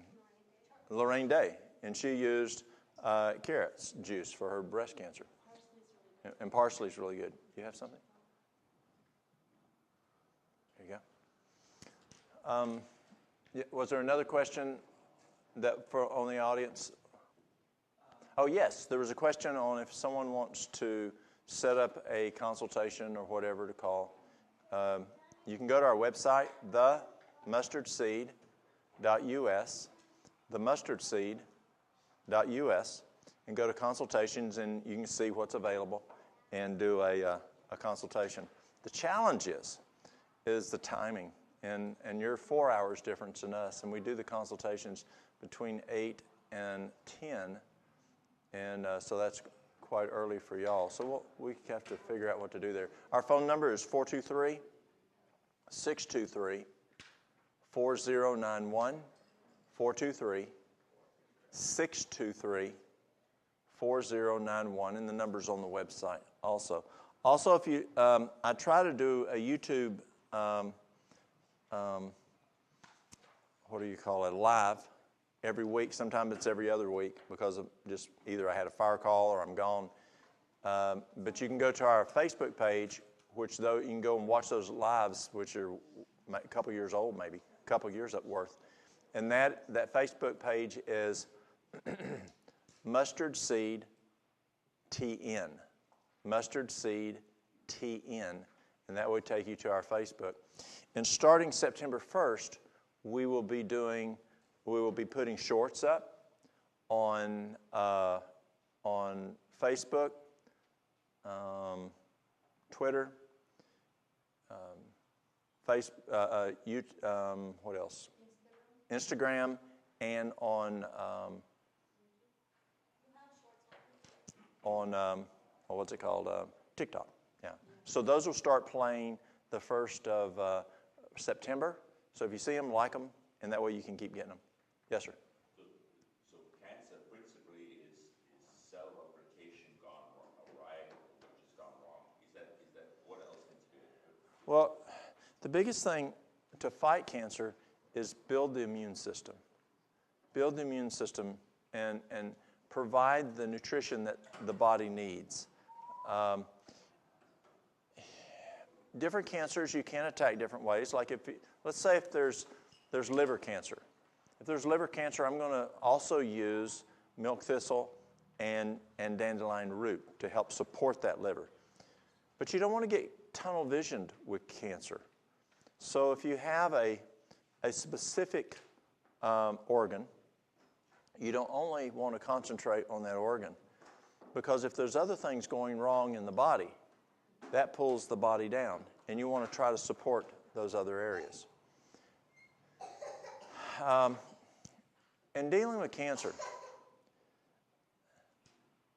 cancer is one of the things that I work a lot with, but what I like least. It's deadly.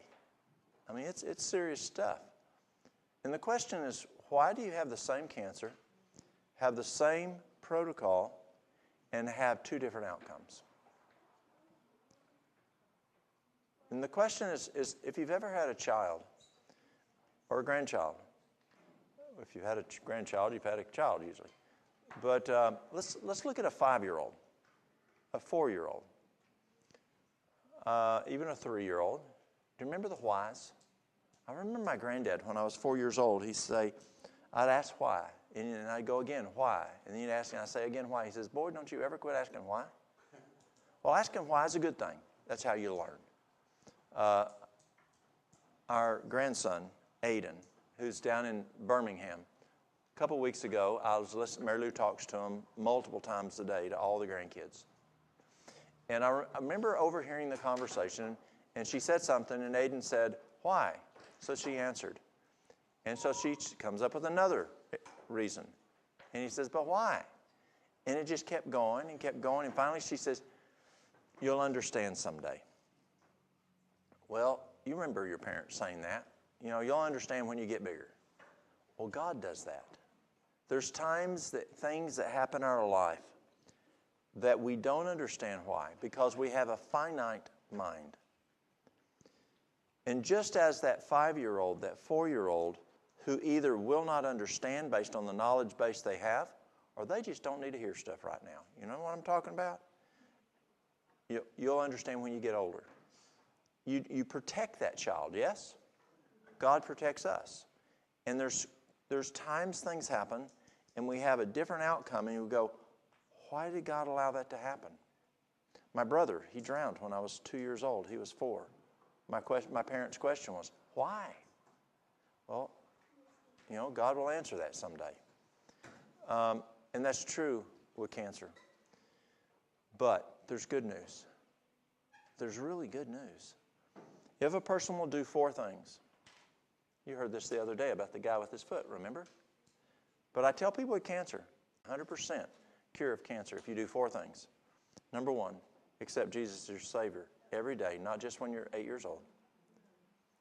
I come from an area that, you know, I had a lady not long ago, she was there at the office, and her son had done something really terrible, awful. He was in prison, and she was talking to another lady. She said, but it's okay, he was saved when he was 8 years old. No, every day, Paul says. Number 2, become real good friends with him. The Bible says that when Jesus comes back, people will say, oh, I did this and I did that. And Jesus says, I never knew you. You didn't know me.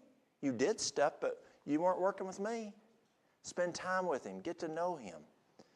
Number 3, if you've done something wrong, God says, how can I forgive you if you can't forgive somebody else? And so you got to ask for forgiveness. You got to forgive other people. Ask forgiveness of the person you've done wrong. Ask forgiveness of God that you've done it. And number 4, read your Bible. If it says to do it, do it. If it says don't do it, don't do it. And I can guarantee you 100%, if you do those 4 things, you'll have life again. Now, it may not be right now, but it will be when Jesus comes back.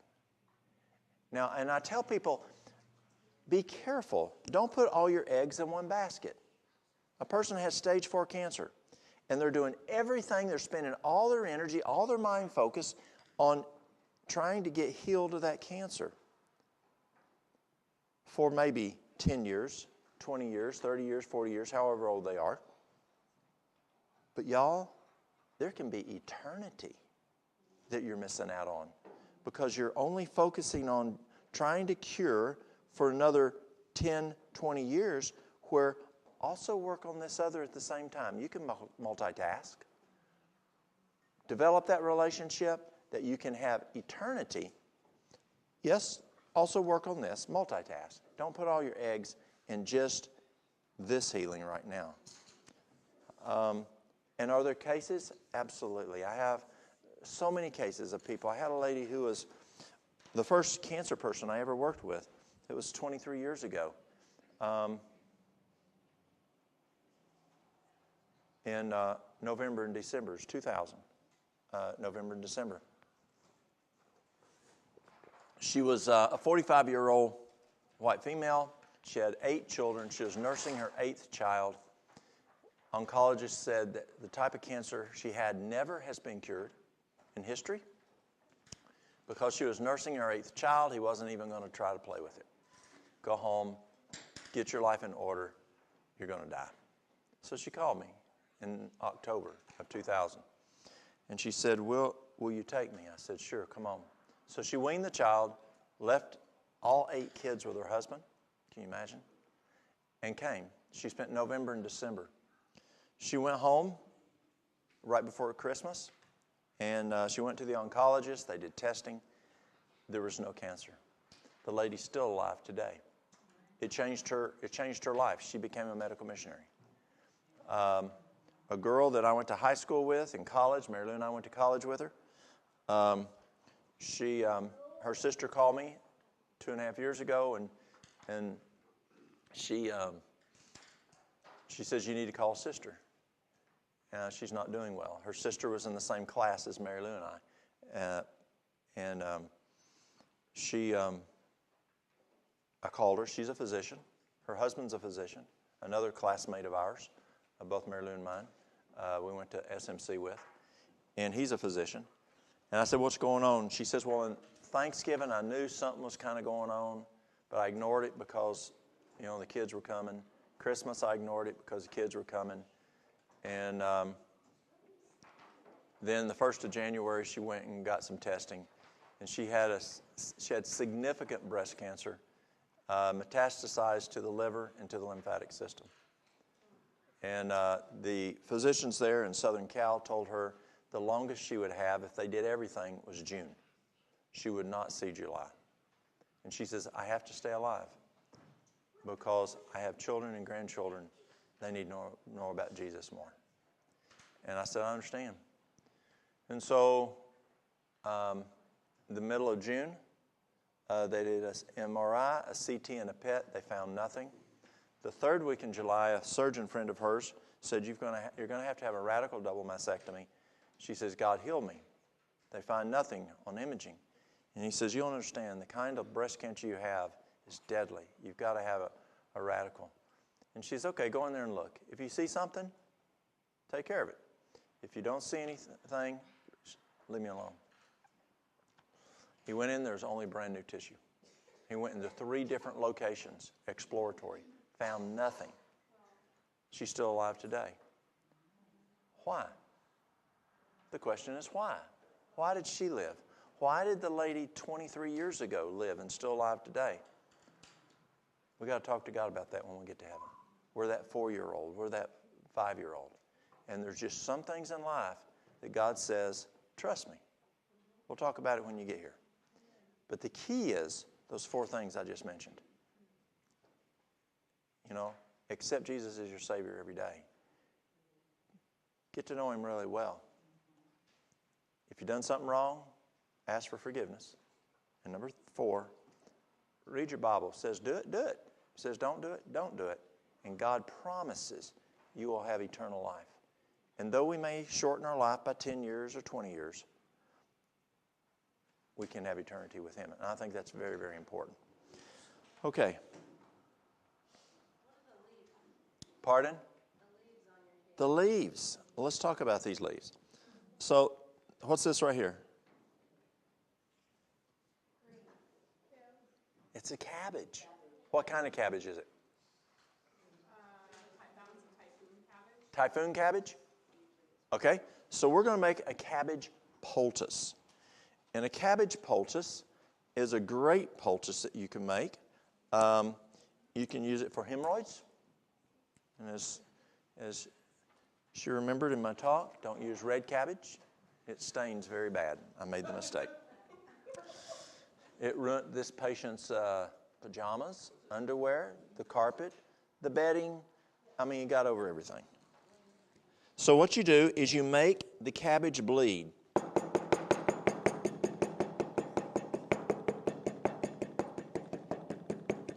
And you just keep that process until it's weeping or you can put it in, say, a Cuisinart, and then you apply it to the affected area. It can be used for wounds. It can be used for pain. It can be used for inflammation. But a cabbage poultice can be very beneficial. And that's not hard. And the juices in there are very healing, and they go in transdermally. This is plantain. Y'all seen this growing out here? Yeah. So if you get bit by one of your, say, a copperhead, which you don't have here, you're very fortunate. I don't like snakes. When I was a boy, I liked snakes. I had my own snakes at the house. We actually, who knows what a water moccasin is? So we would drive our teachers crazy. So the guys would go down to the creek, catch the water moccasin, bring it back up to class during break, got it behind the head, holding the water moccasin, and everybody come up and just pet the water moccasin like petting a dog's head, and the teachers would go nuts. You know, take that snake back down there. And then when I was pardon? So when I was in high school, someone ran a stop sign. I was on a motorcycle. It hit me and gave me a concussion, and it knocked some sense in me.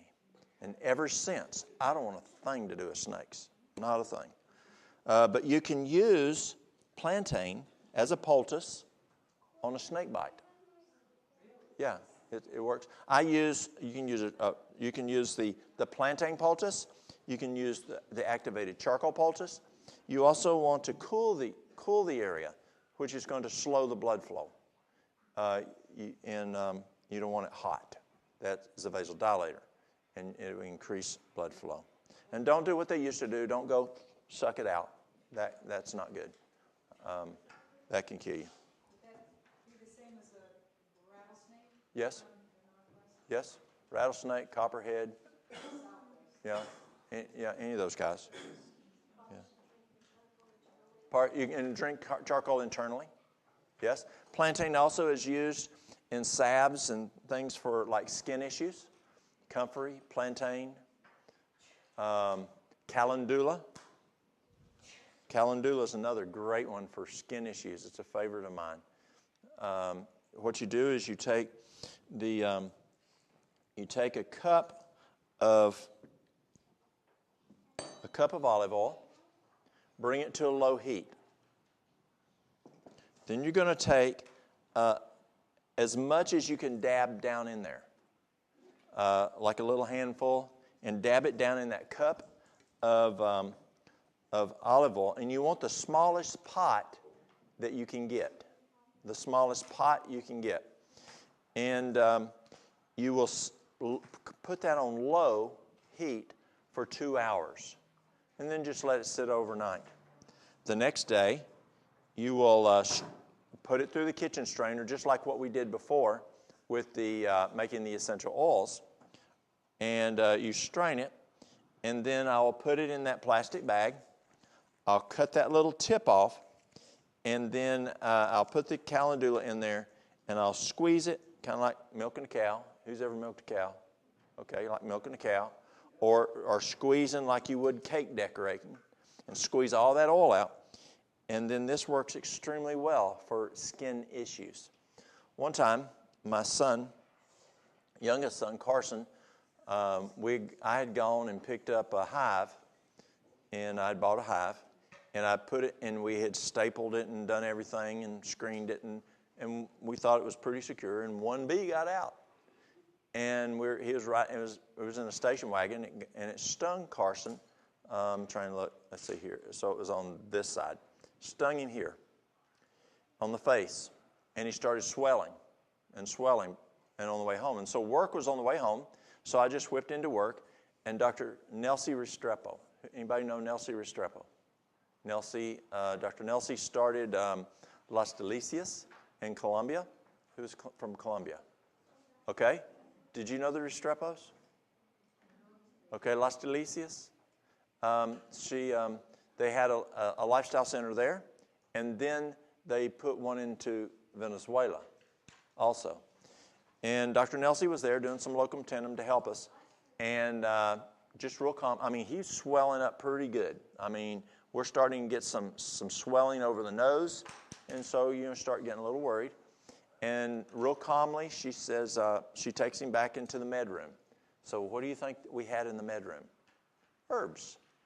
And so we didn't have time to make the oil. So we just made a calendula tea. And we didn't even let it sit for 30 minutes because we need to get on to this. And so she made it, poured that warm water on there, and she went and got a paper towel. And she just started dabbing his face. Just kept dabbing his face and dabbing it in the tea. And guess what happened? That swelling just started going back the other direction and totally went down. Isn't that cool? Yeah, so cool. And she wasn't worried. She'd used it many times down in South America. And calendula is really good. We talked it's good for thrush. It's good for cancer. It's a good tool to use.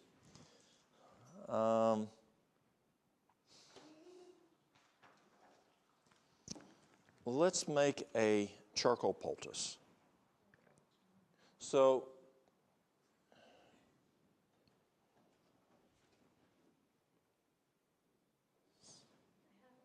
the psyllium powder. Oh, here it is. Is this it? Oh, good. Thank you. Excellent. Now she got it all set up for me. So we're going to do an activated charcoal poultice. Okay, that'll fit good there.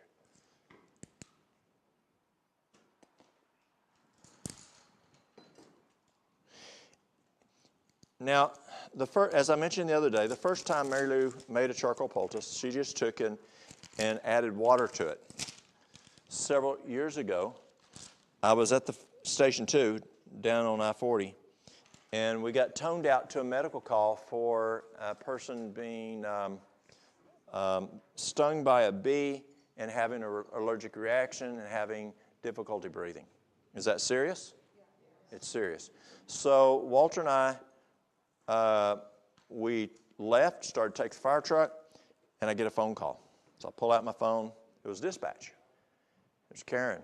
Yes? She says, Walt, where are you? I said, Station 2. She says, I was hoping you were there. It's so-and-so. Well, I know this person. He's very allergic to bees. So I hollered to Walter, it's so-and-so. He goes, we're taking my truck. His truck was a lot faster than a fire truck. Fire trucks aren't fast.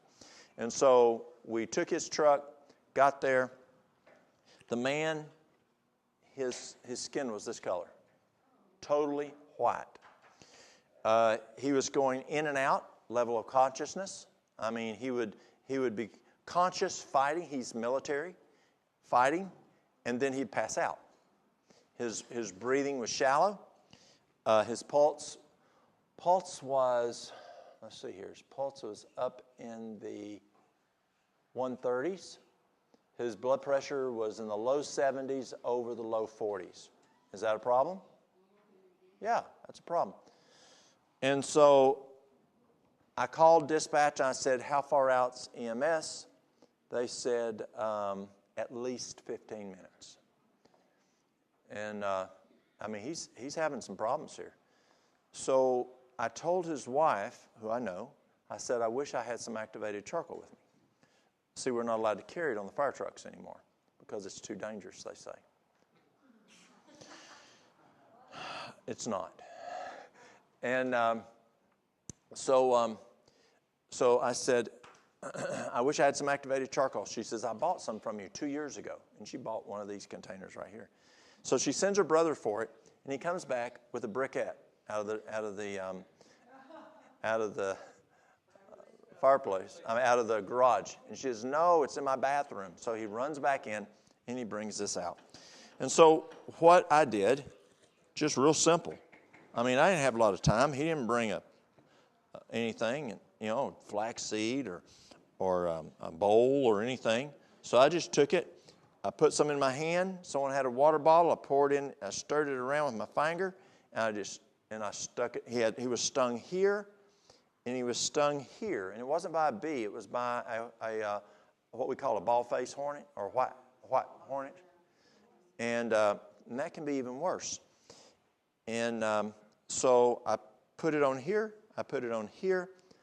Within 2 minutes, I'll say. Within 2 minutes. Walter, my son, he's monitoring vitals. And I start getting skin color back. His level of consciousness comes back. Blood pressure comes up to, it was 90-something over 70. Pulse had come back down. And we're significantly improving. And am I not going fast enough? So let me grab this. Okay. So she says I keep talking too much. So what happened was we put it on, and he got better. He didn't want to go to the hospital. And so we talked him to the hospital. The paramedic then takes it off halfway to the hospital. He got numb in the lips, and he passed out. And they had to use, epi for him. And so how do you use it? Well, we used to use it with flaxseed, ground flaxseed, which works well, which is this. Or then I had a guy, he was from Sweden. Help me out here, Mary Lou. He was from Sweden, and he used the psyllium powder. Psyllium powder. It's Psyllium, psyllium powder. So psyllium whole you can use for constipation. It's a fiber. You can use the powder, but it just gets thick real fast. And so you use 1-to-1, 1 part psyllium, 1 part activated charcoal. Mix it thoroughly, and then you'll add about 5 to 6 parts water based on the psyllium. So let's see what we're going to do.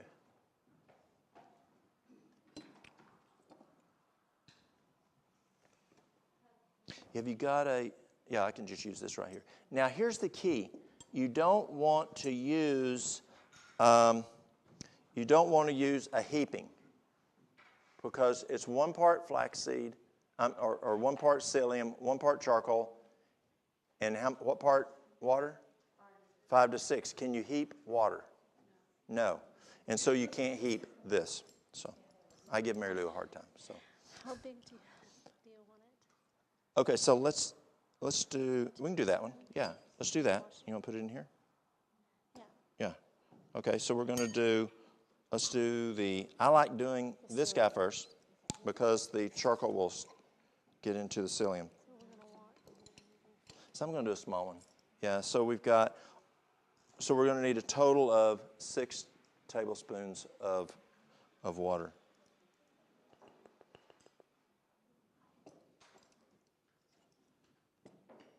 So we got 1.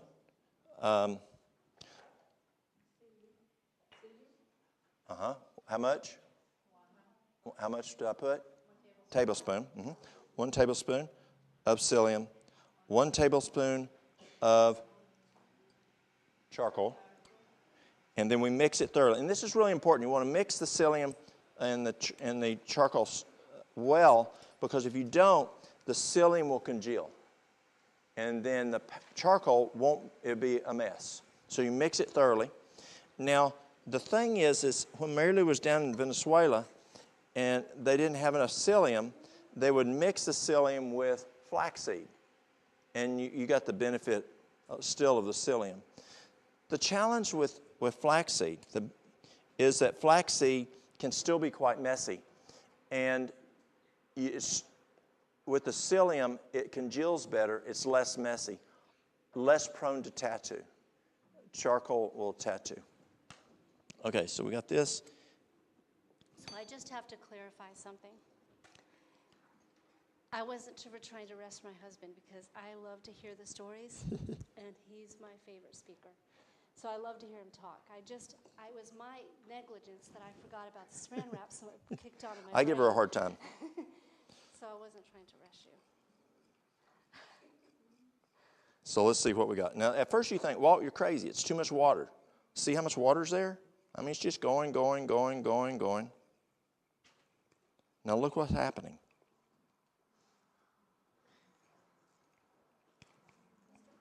Yes, ma'am. I understand that it can be an emergency to apply this task on someone, but would you ever have to ask them if they just took medication or on medication because their charcoal inhibits that? Well, that's what I've heard. That's a good question.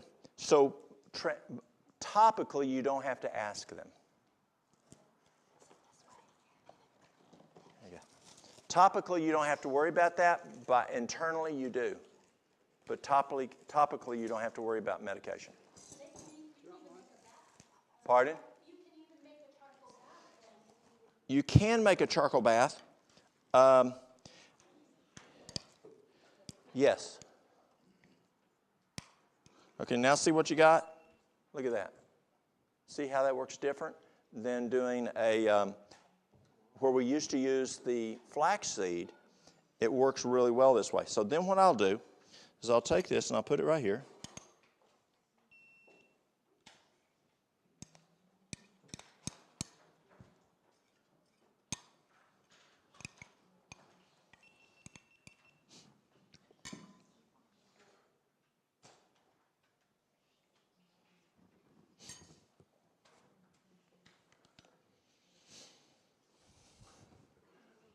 We'll need one more.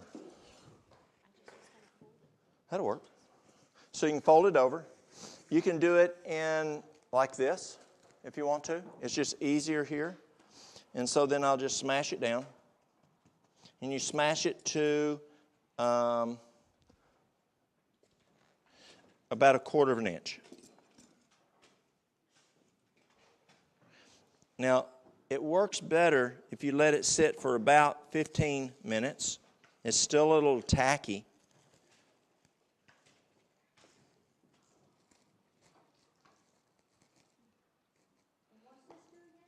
Charcoal poultice is used to draw out. It may be cancer.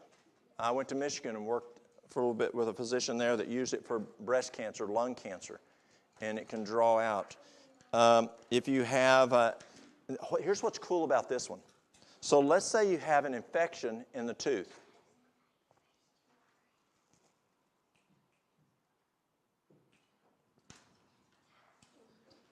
Take this here. It's a little tacky still. And you can stick it in there like a piece of tobacco up against your gum, and it will, if you have an infected tooth, and it will pull out the infection. And so it works good that way. Yeah, why don't you? So if someone has a tumor in their kidney, before that kidney surgery, depending on what they're choosing for their health practice, could you administer a charcoal bath every night for that person? You could do a charcoal poultice. You could do a castor oil pack. You could do a poke poultice. You could do a mullein poultice. You could do all kinds of a calendula poultice. Could you do that once or twice a day? You could. I would recommend doing it twice a day. Yes, one all day, then one all night. Castor oil works better, but the charcoal poultice doesn't. Now, if you have, let's say you have a wound, an infected wound, and so you want to pull that infection out. You can put a wet paper towel on top of it, and it will pull the infection out through the paper towel, and you don't want to. If you put it directly on the skin, it can tattoo it. Yeah. Any questions on the charcoal poultice?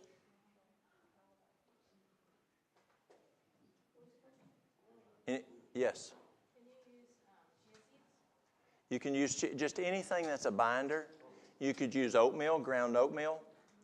You could use just anything that's a binder to hold the moisture in, because charcoal won't continue to draw if there's no moisture. Yes. Any other questions on charcoal poultice? Yes. Or what? Or a castor oil pack or any other herbal poultices. Yes. Yes. Pardon? Any kind of tumor. Yes. Would that work on something like trigeminal neuralgia? Trigeminal neuralgia, I don't know. B vitamins are good for trigeminal neuralgia. It helps to provide nutrients to the nerves. That's a tough one. It really is. I would do a castor oil pack instead, and then a charcoal poultice.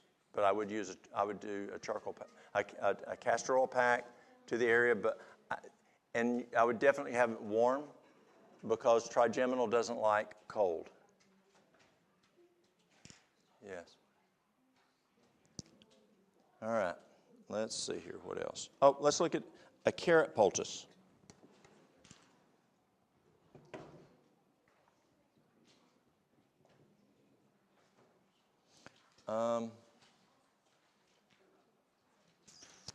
Let's see here. I don't know. I might make a mess with that. Okay, thank you.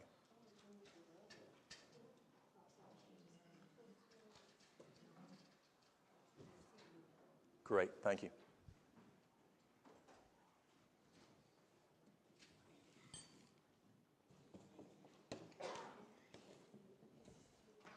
Okay, so the next one's a carrot poultice. You just grade the carrot.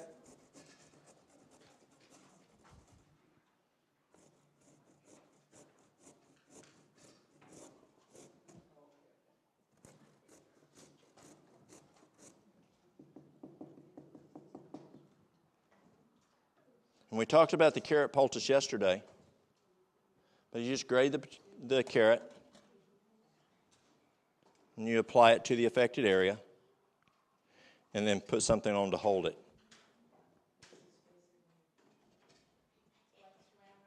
Yes, saran wrap's good. Mm-hmm.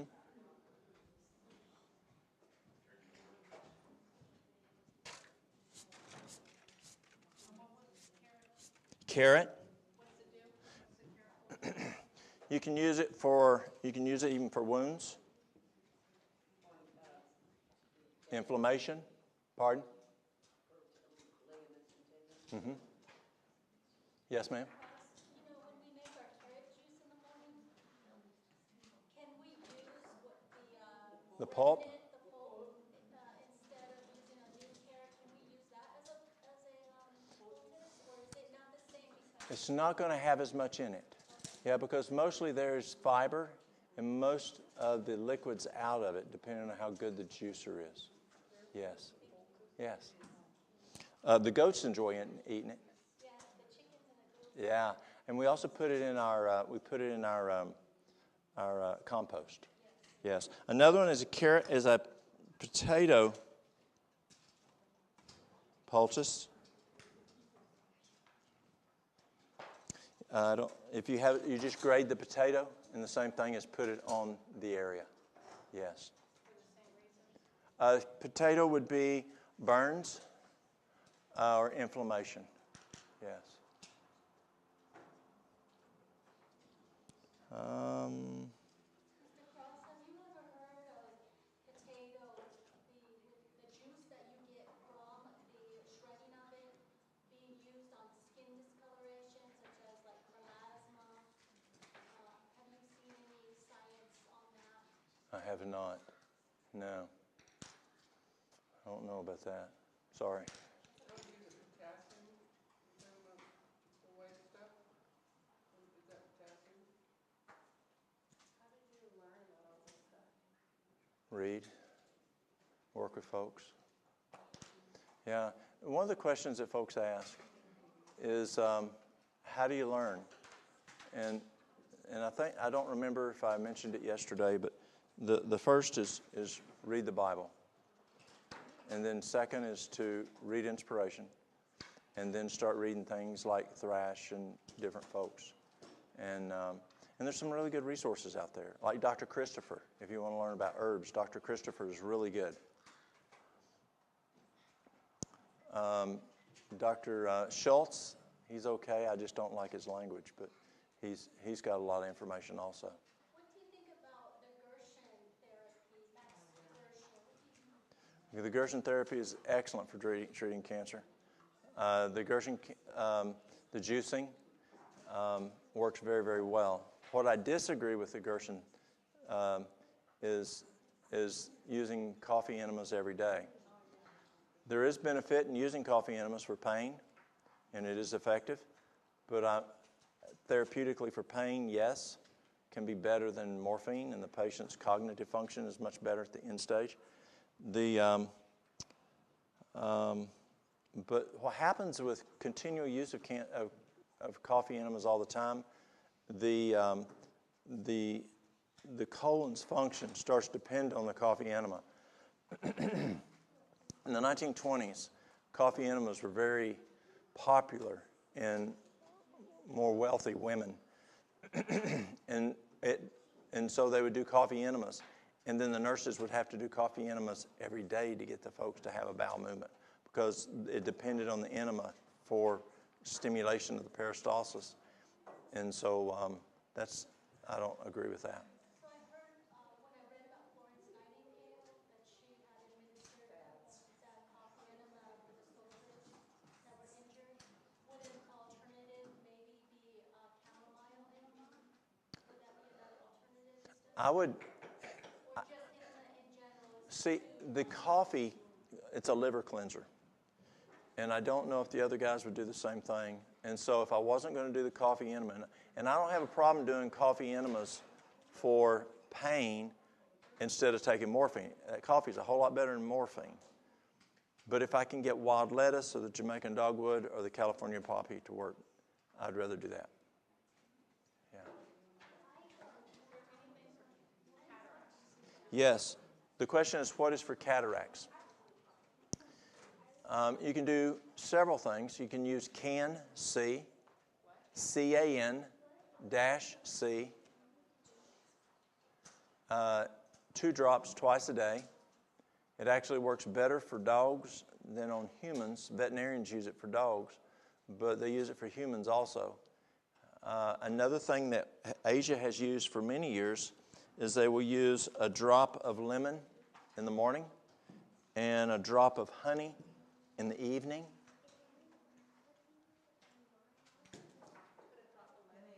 Yes. It burns. Yes. Make sure there's not any type of tear in the eye. That's important. Drop a lemon in the morning and drop of honey at night. And it doesn't matter. It's just lemon stings more, and so they use the honey at night. And what happens is the eye sewer system gets clogged up, and those clean that up, and it helps. And I've seen cataracts go away with the lemon and the honey. I've seen cataracts go away with the CAN-C. CAN-C. CAN-C is N-acetyl-L-carnitine. Oh, it's yeah, I think it's, I'm not sure exactly, but anyway. Is it an herb or is it like a combination of herbs that they sell? Or? I don't remember exactly what it is. Yeah, it's a natural product. The same company, Wise Choice Medicine, makes a product called Armed, and Armed has a product in it that is works for macular degeneration. The CAN-C helps with the it works for the cataracts,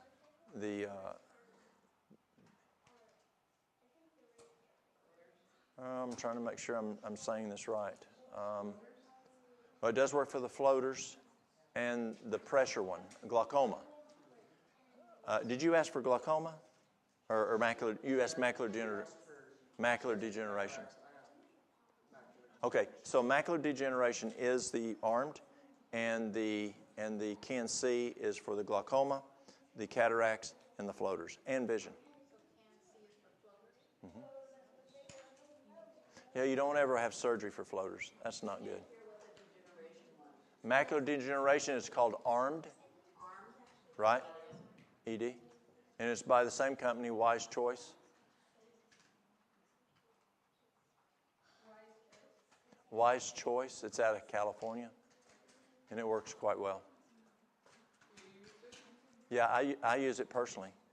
I do. No, I use it just for eyesight.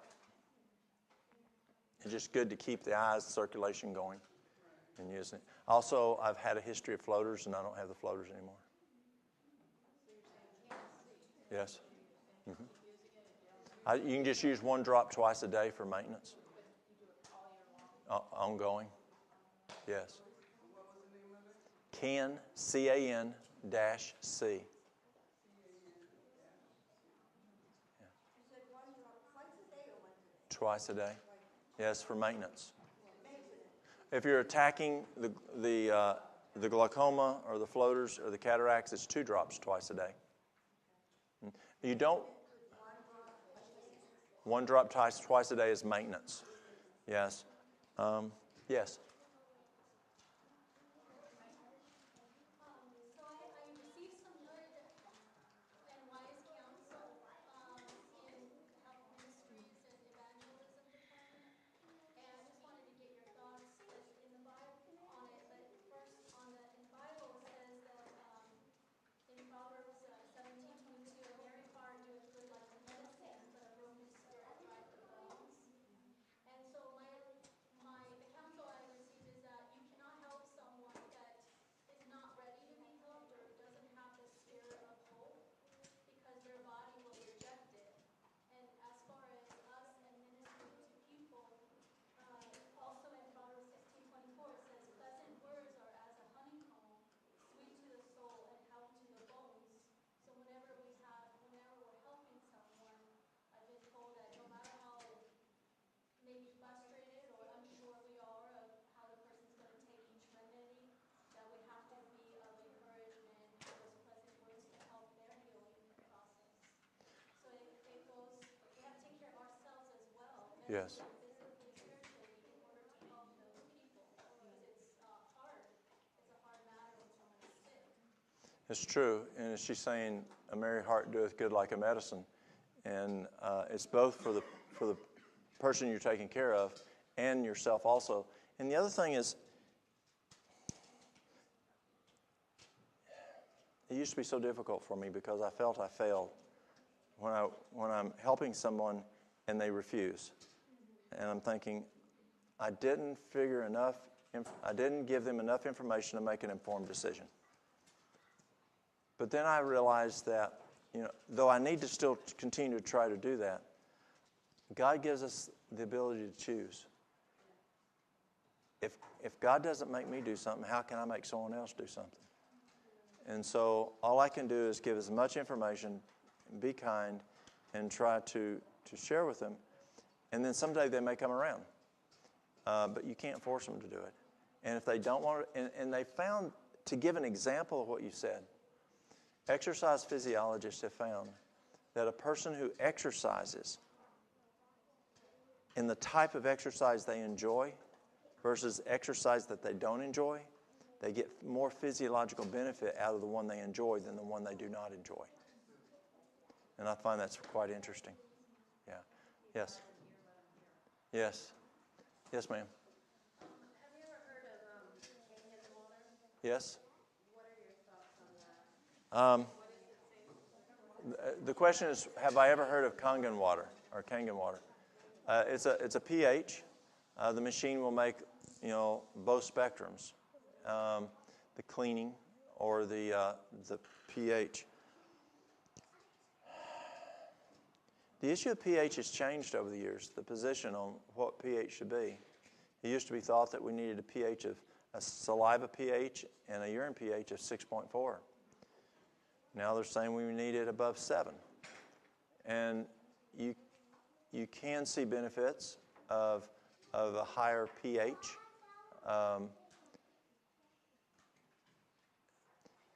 This is a good way of getting arguments among people, is talking about water. Yes, acidic. Yes. And the question is, which water should you drink? should you use alkaline water? Should you drink RO water, reverse osmosis? Should you drink distilled water, spring water? I tell folks to drink any water you can get. I have people who don't drink water, and they tell me they don't drink water because they can't afford water, and they don't want to drink city water. It's better to drink city water than it is to drink no water.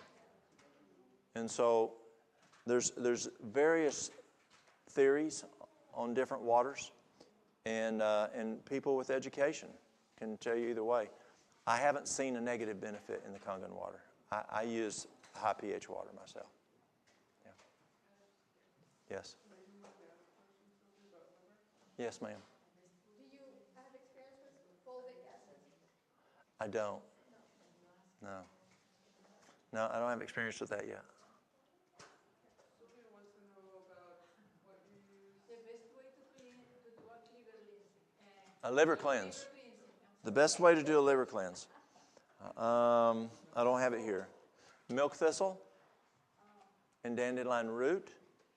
And then when you do a liver cleanse, if you have a gallbladder, you're going to do a gallbladder cleanse.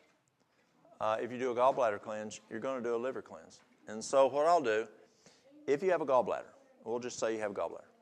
You do, because you can get the benefit of a gallbladder cleanse at the same time, you do 3 days of apple juice.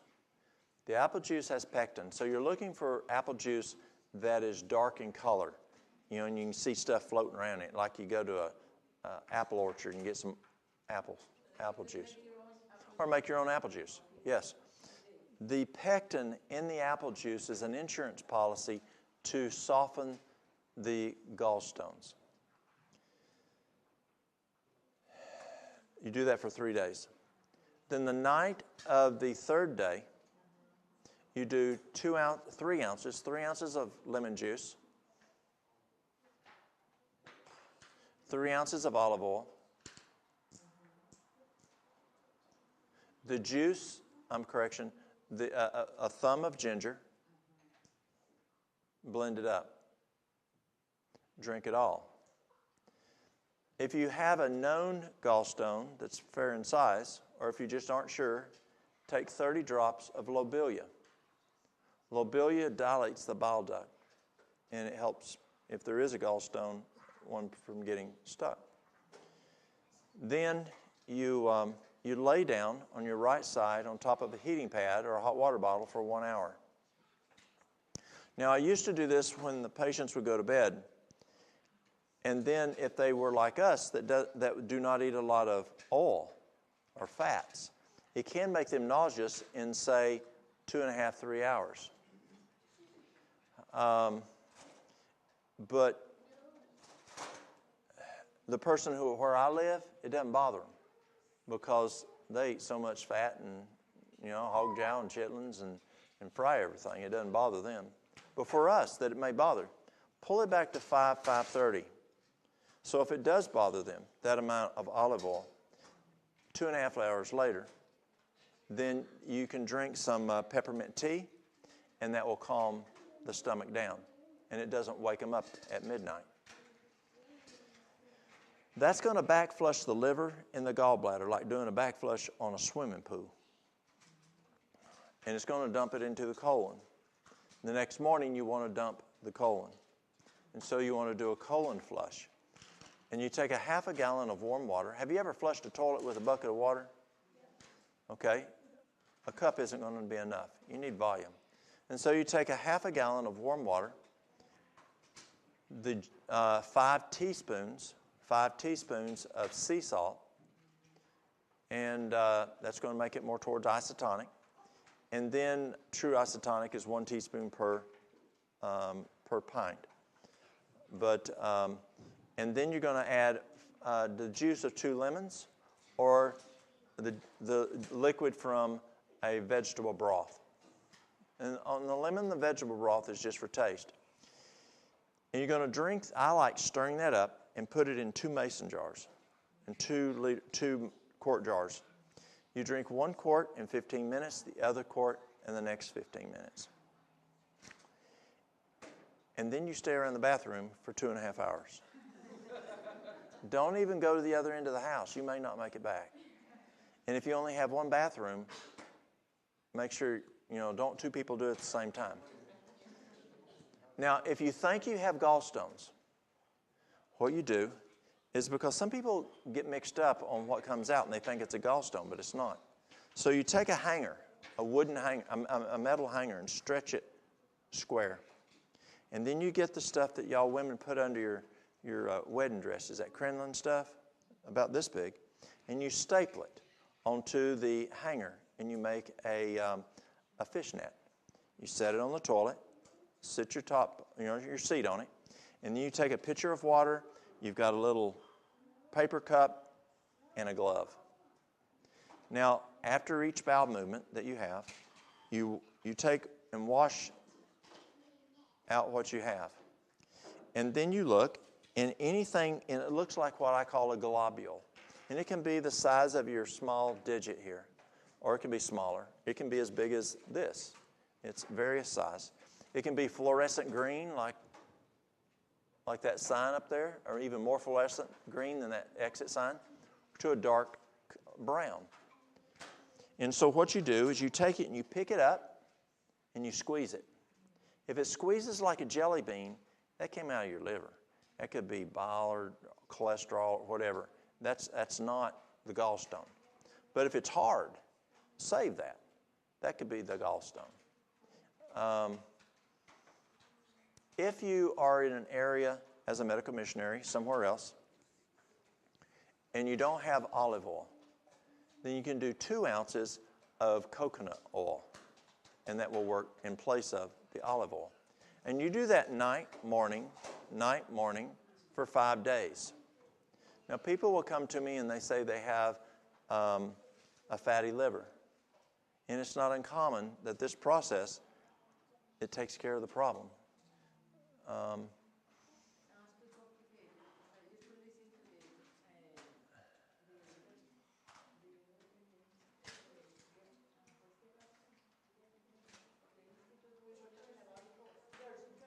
Yes. Yes. And so this will clean the liver. Let's say you want to do a colon cleanse for a colonoscopy.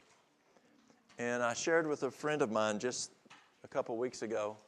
I've been doing this for his patients for 19 years, and so I thought, I might need to tell him what I've been doing. And they will come to me. He's going to do a colonoscopy on them. They'll come and they don't want to take the Go Lightly. They don't want to take the magnesium stuff.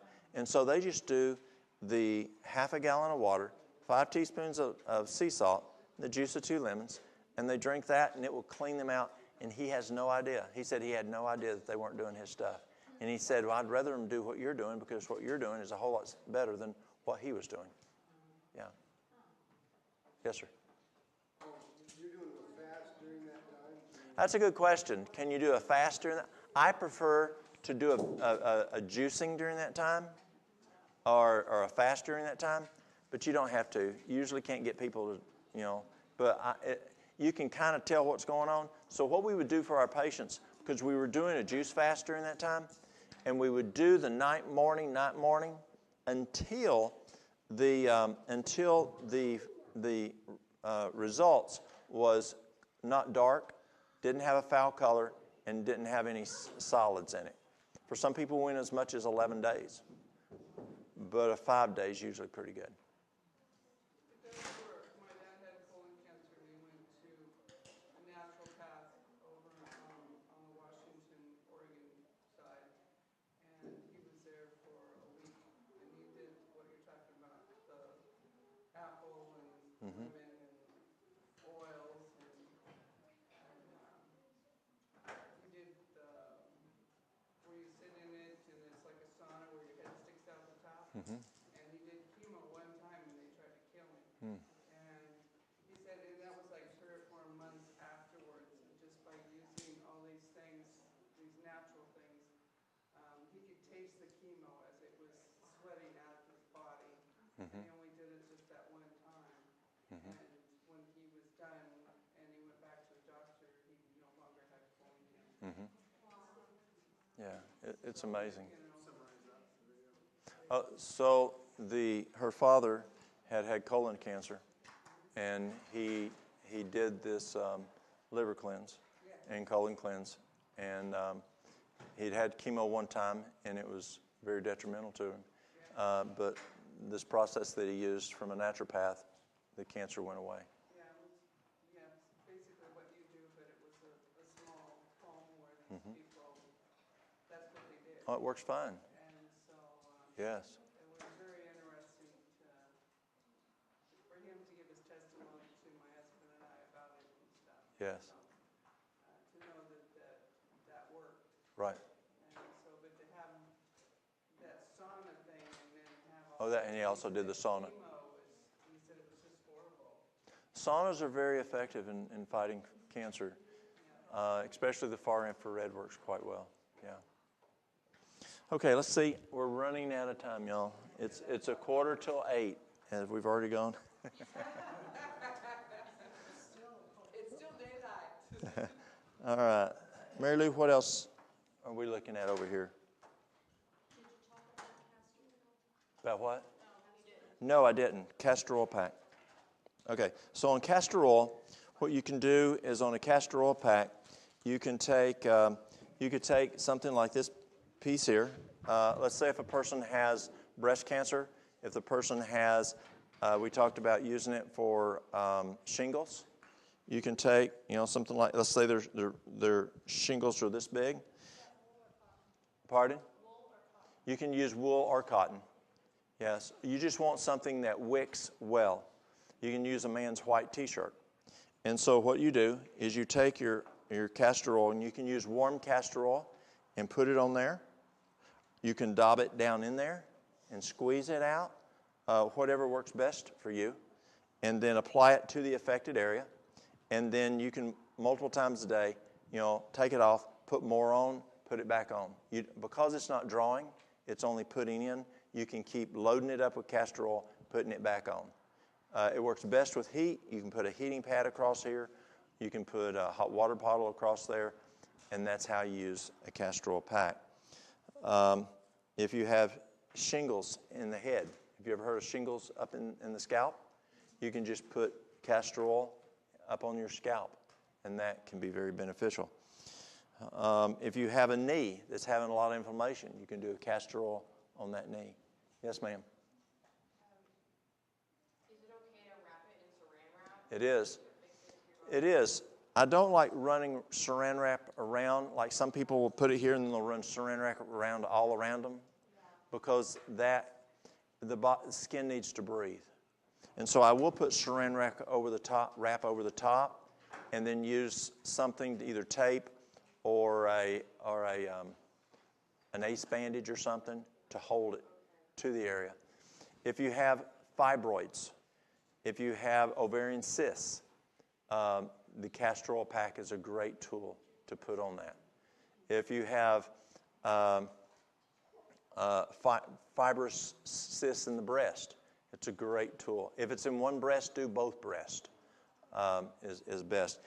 And something I didn't mention earlier, for breast cancer, you can use frankincense and lavender, put it on both breasts, even if it's only one breast that has the cancer, put it on both breasts, and you're going to put it on liberally 3 to 4 times a day. How long would you do it with the fibrous system breast? How many days? You can do it a month, 2 months, 3 months. It's going to take a little while. Every day, yes. Whatever you feel comfortable with.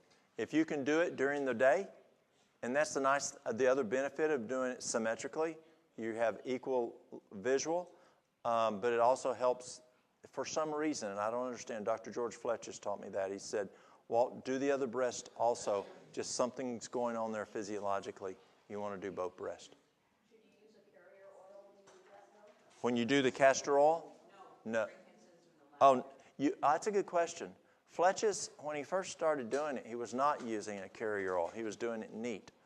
The problem with carrier oil is you can have a 92 to 93% evaporation.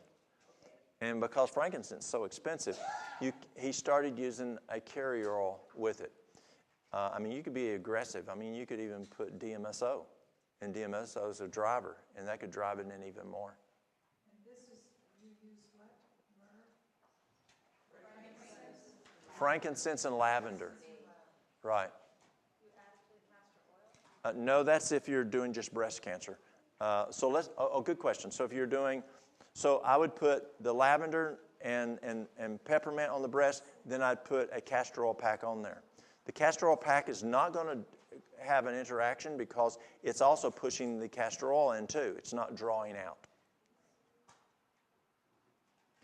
So the castor oil, I think, is the only oil that passes the blood-brain barrier. It's the only oil that go all the way through. So it's the best carrier oil. It could be, yes. I know frankincense will cross the blood-brain barrier. Myrrh, okay. Okay, yes. As a carrier oil. Yeah, castor oil. If it's somewhere else in the body, a lot of folks will use fractionated coconut. Thank you. Yes. Okay. Fractionated coconut oil, and that's a good oil as a carrier oil.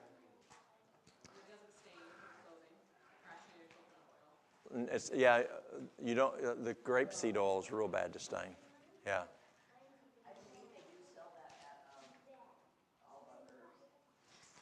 Okay. Well, we've gone quite a while. I don't know. We could keep going, but let's see if there's anything else here really. Okay, thank you. Blackstrap molasses is a great tool. If you're having iron problems, a tablespoon twice a day. Also, if you're needing potassium, blackstrap has potassium. It has manganese. It has magnesium. The biggest thing I use blackstrap for is iron and potassium. It's just, if you're you know what puny is? If you're feeling puny. So if you're, pardon? Yes. So if you're feeling kind of puny, you can take like a tablespoon of blackstrap molasses, and it can give you energy. It's minerals, is what's in it. Yes, grandma's molasses versus blackstrap molasses. Blackstrap is much more effective. It has a lot more nutrition in it. So what is the difference? Probably, it's just a different processing that they made. Yeah.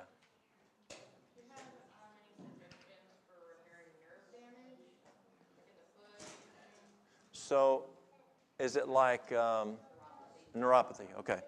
So, neuropathy, B vitamins are good. There's a really good product called by, again, Terry Naturally. It's guaranteed. If it doesn't work, you get your money back. It takes about 3 days to work.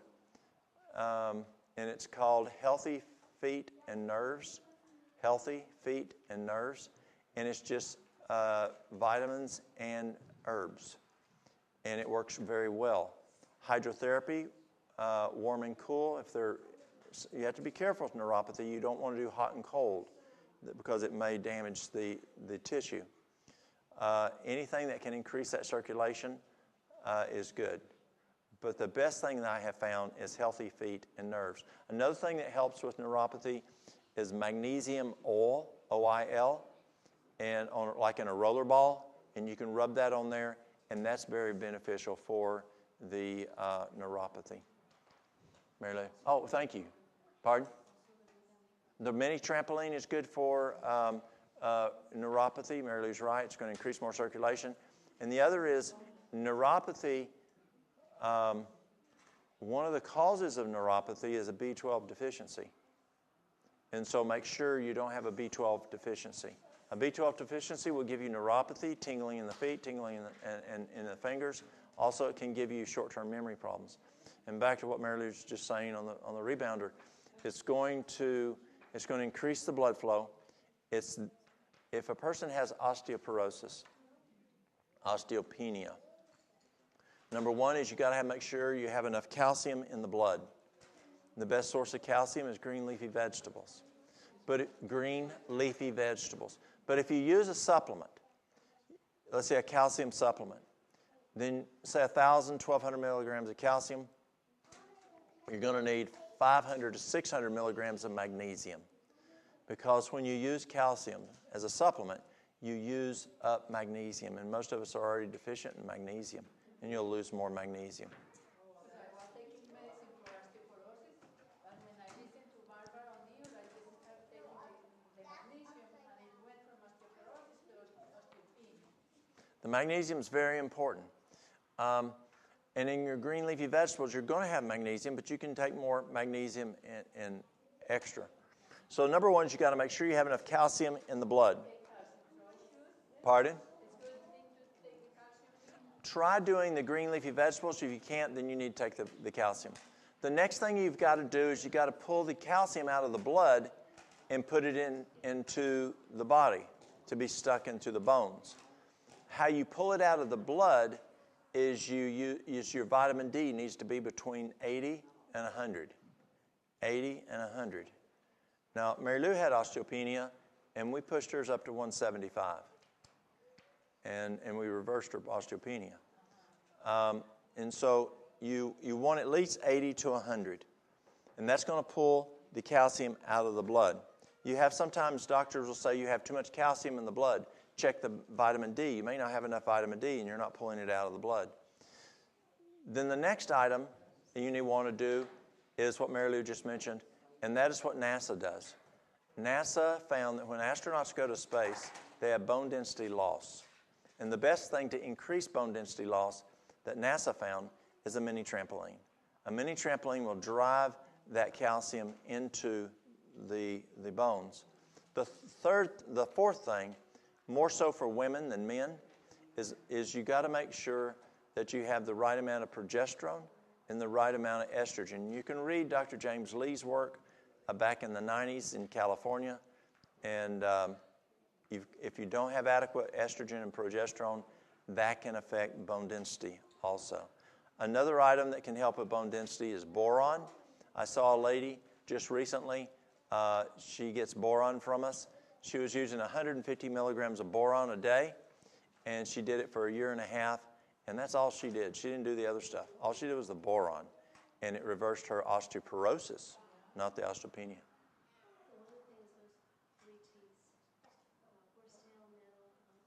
Okay, yes, horsetail, nettle, and oat straw. Those are also very good. Horsetail, nettle, and oat straw. Those are also very good herbs.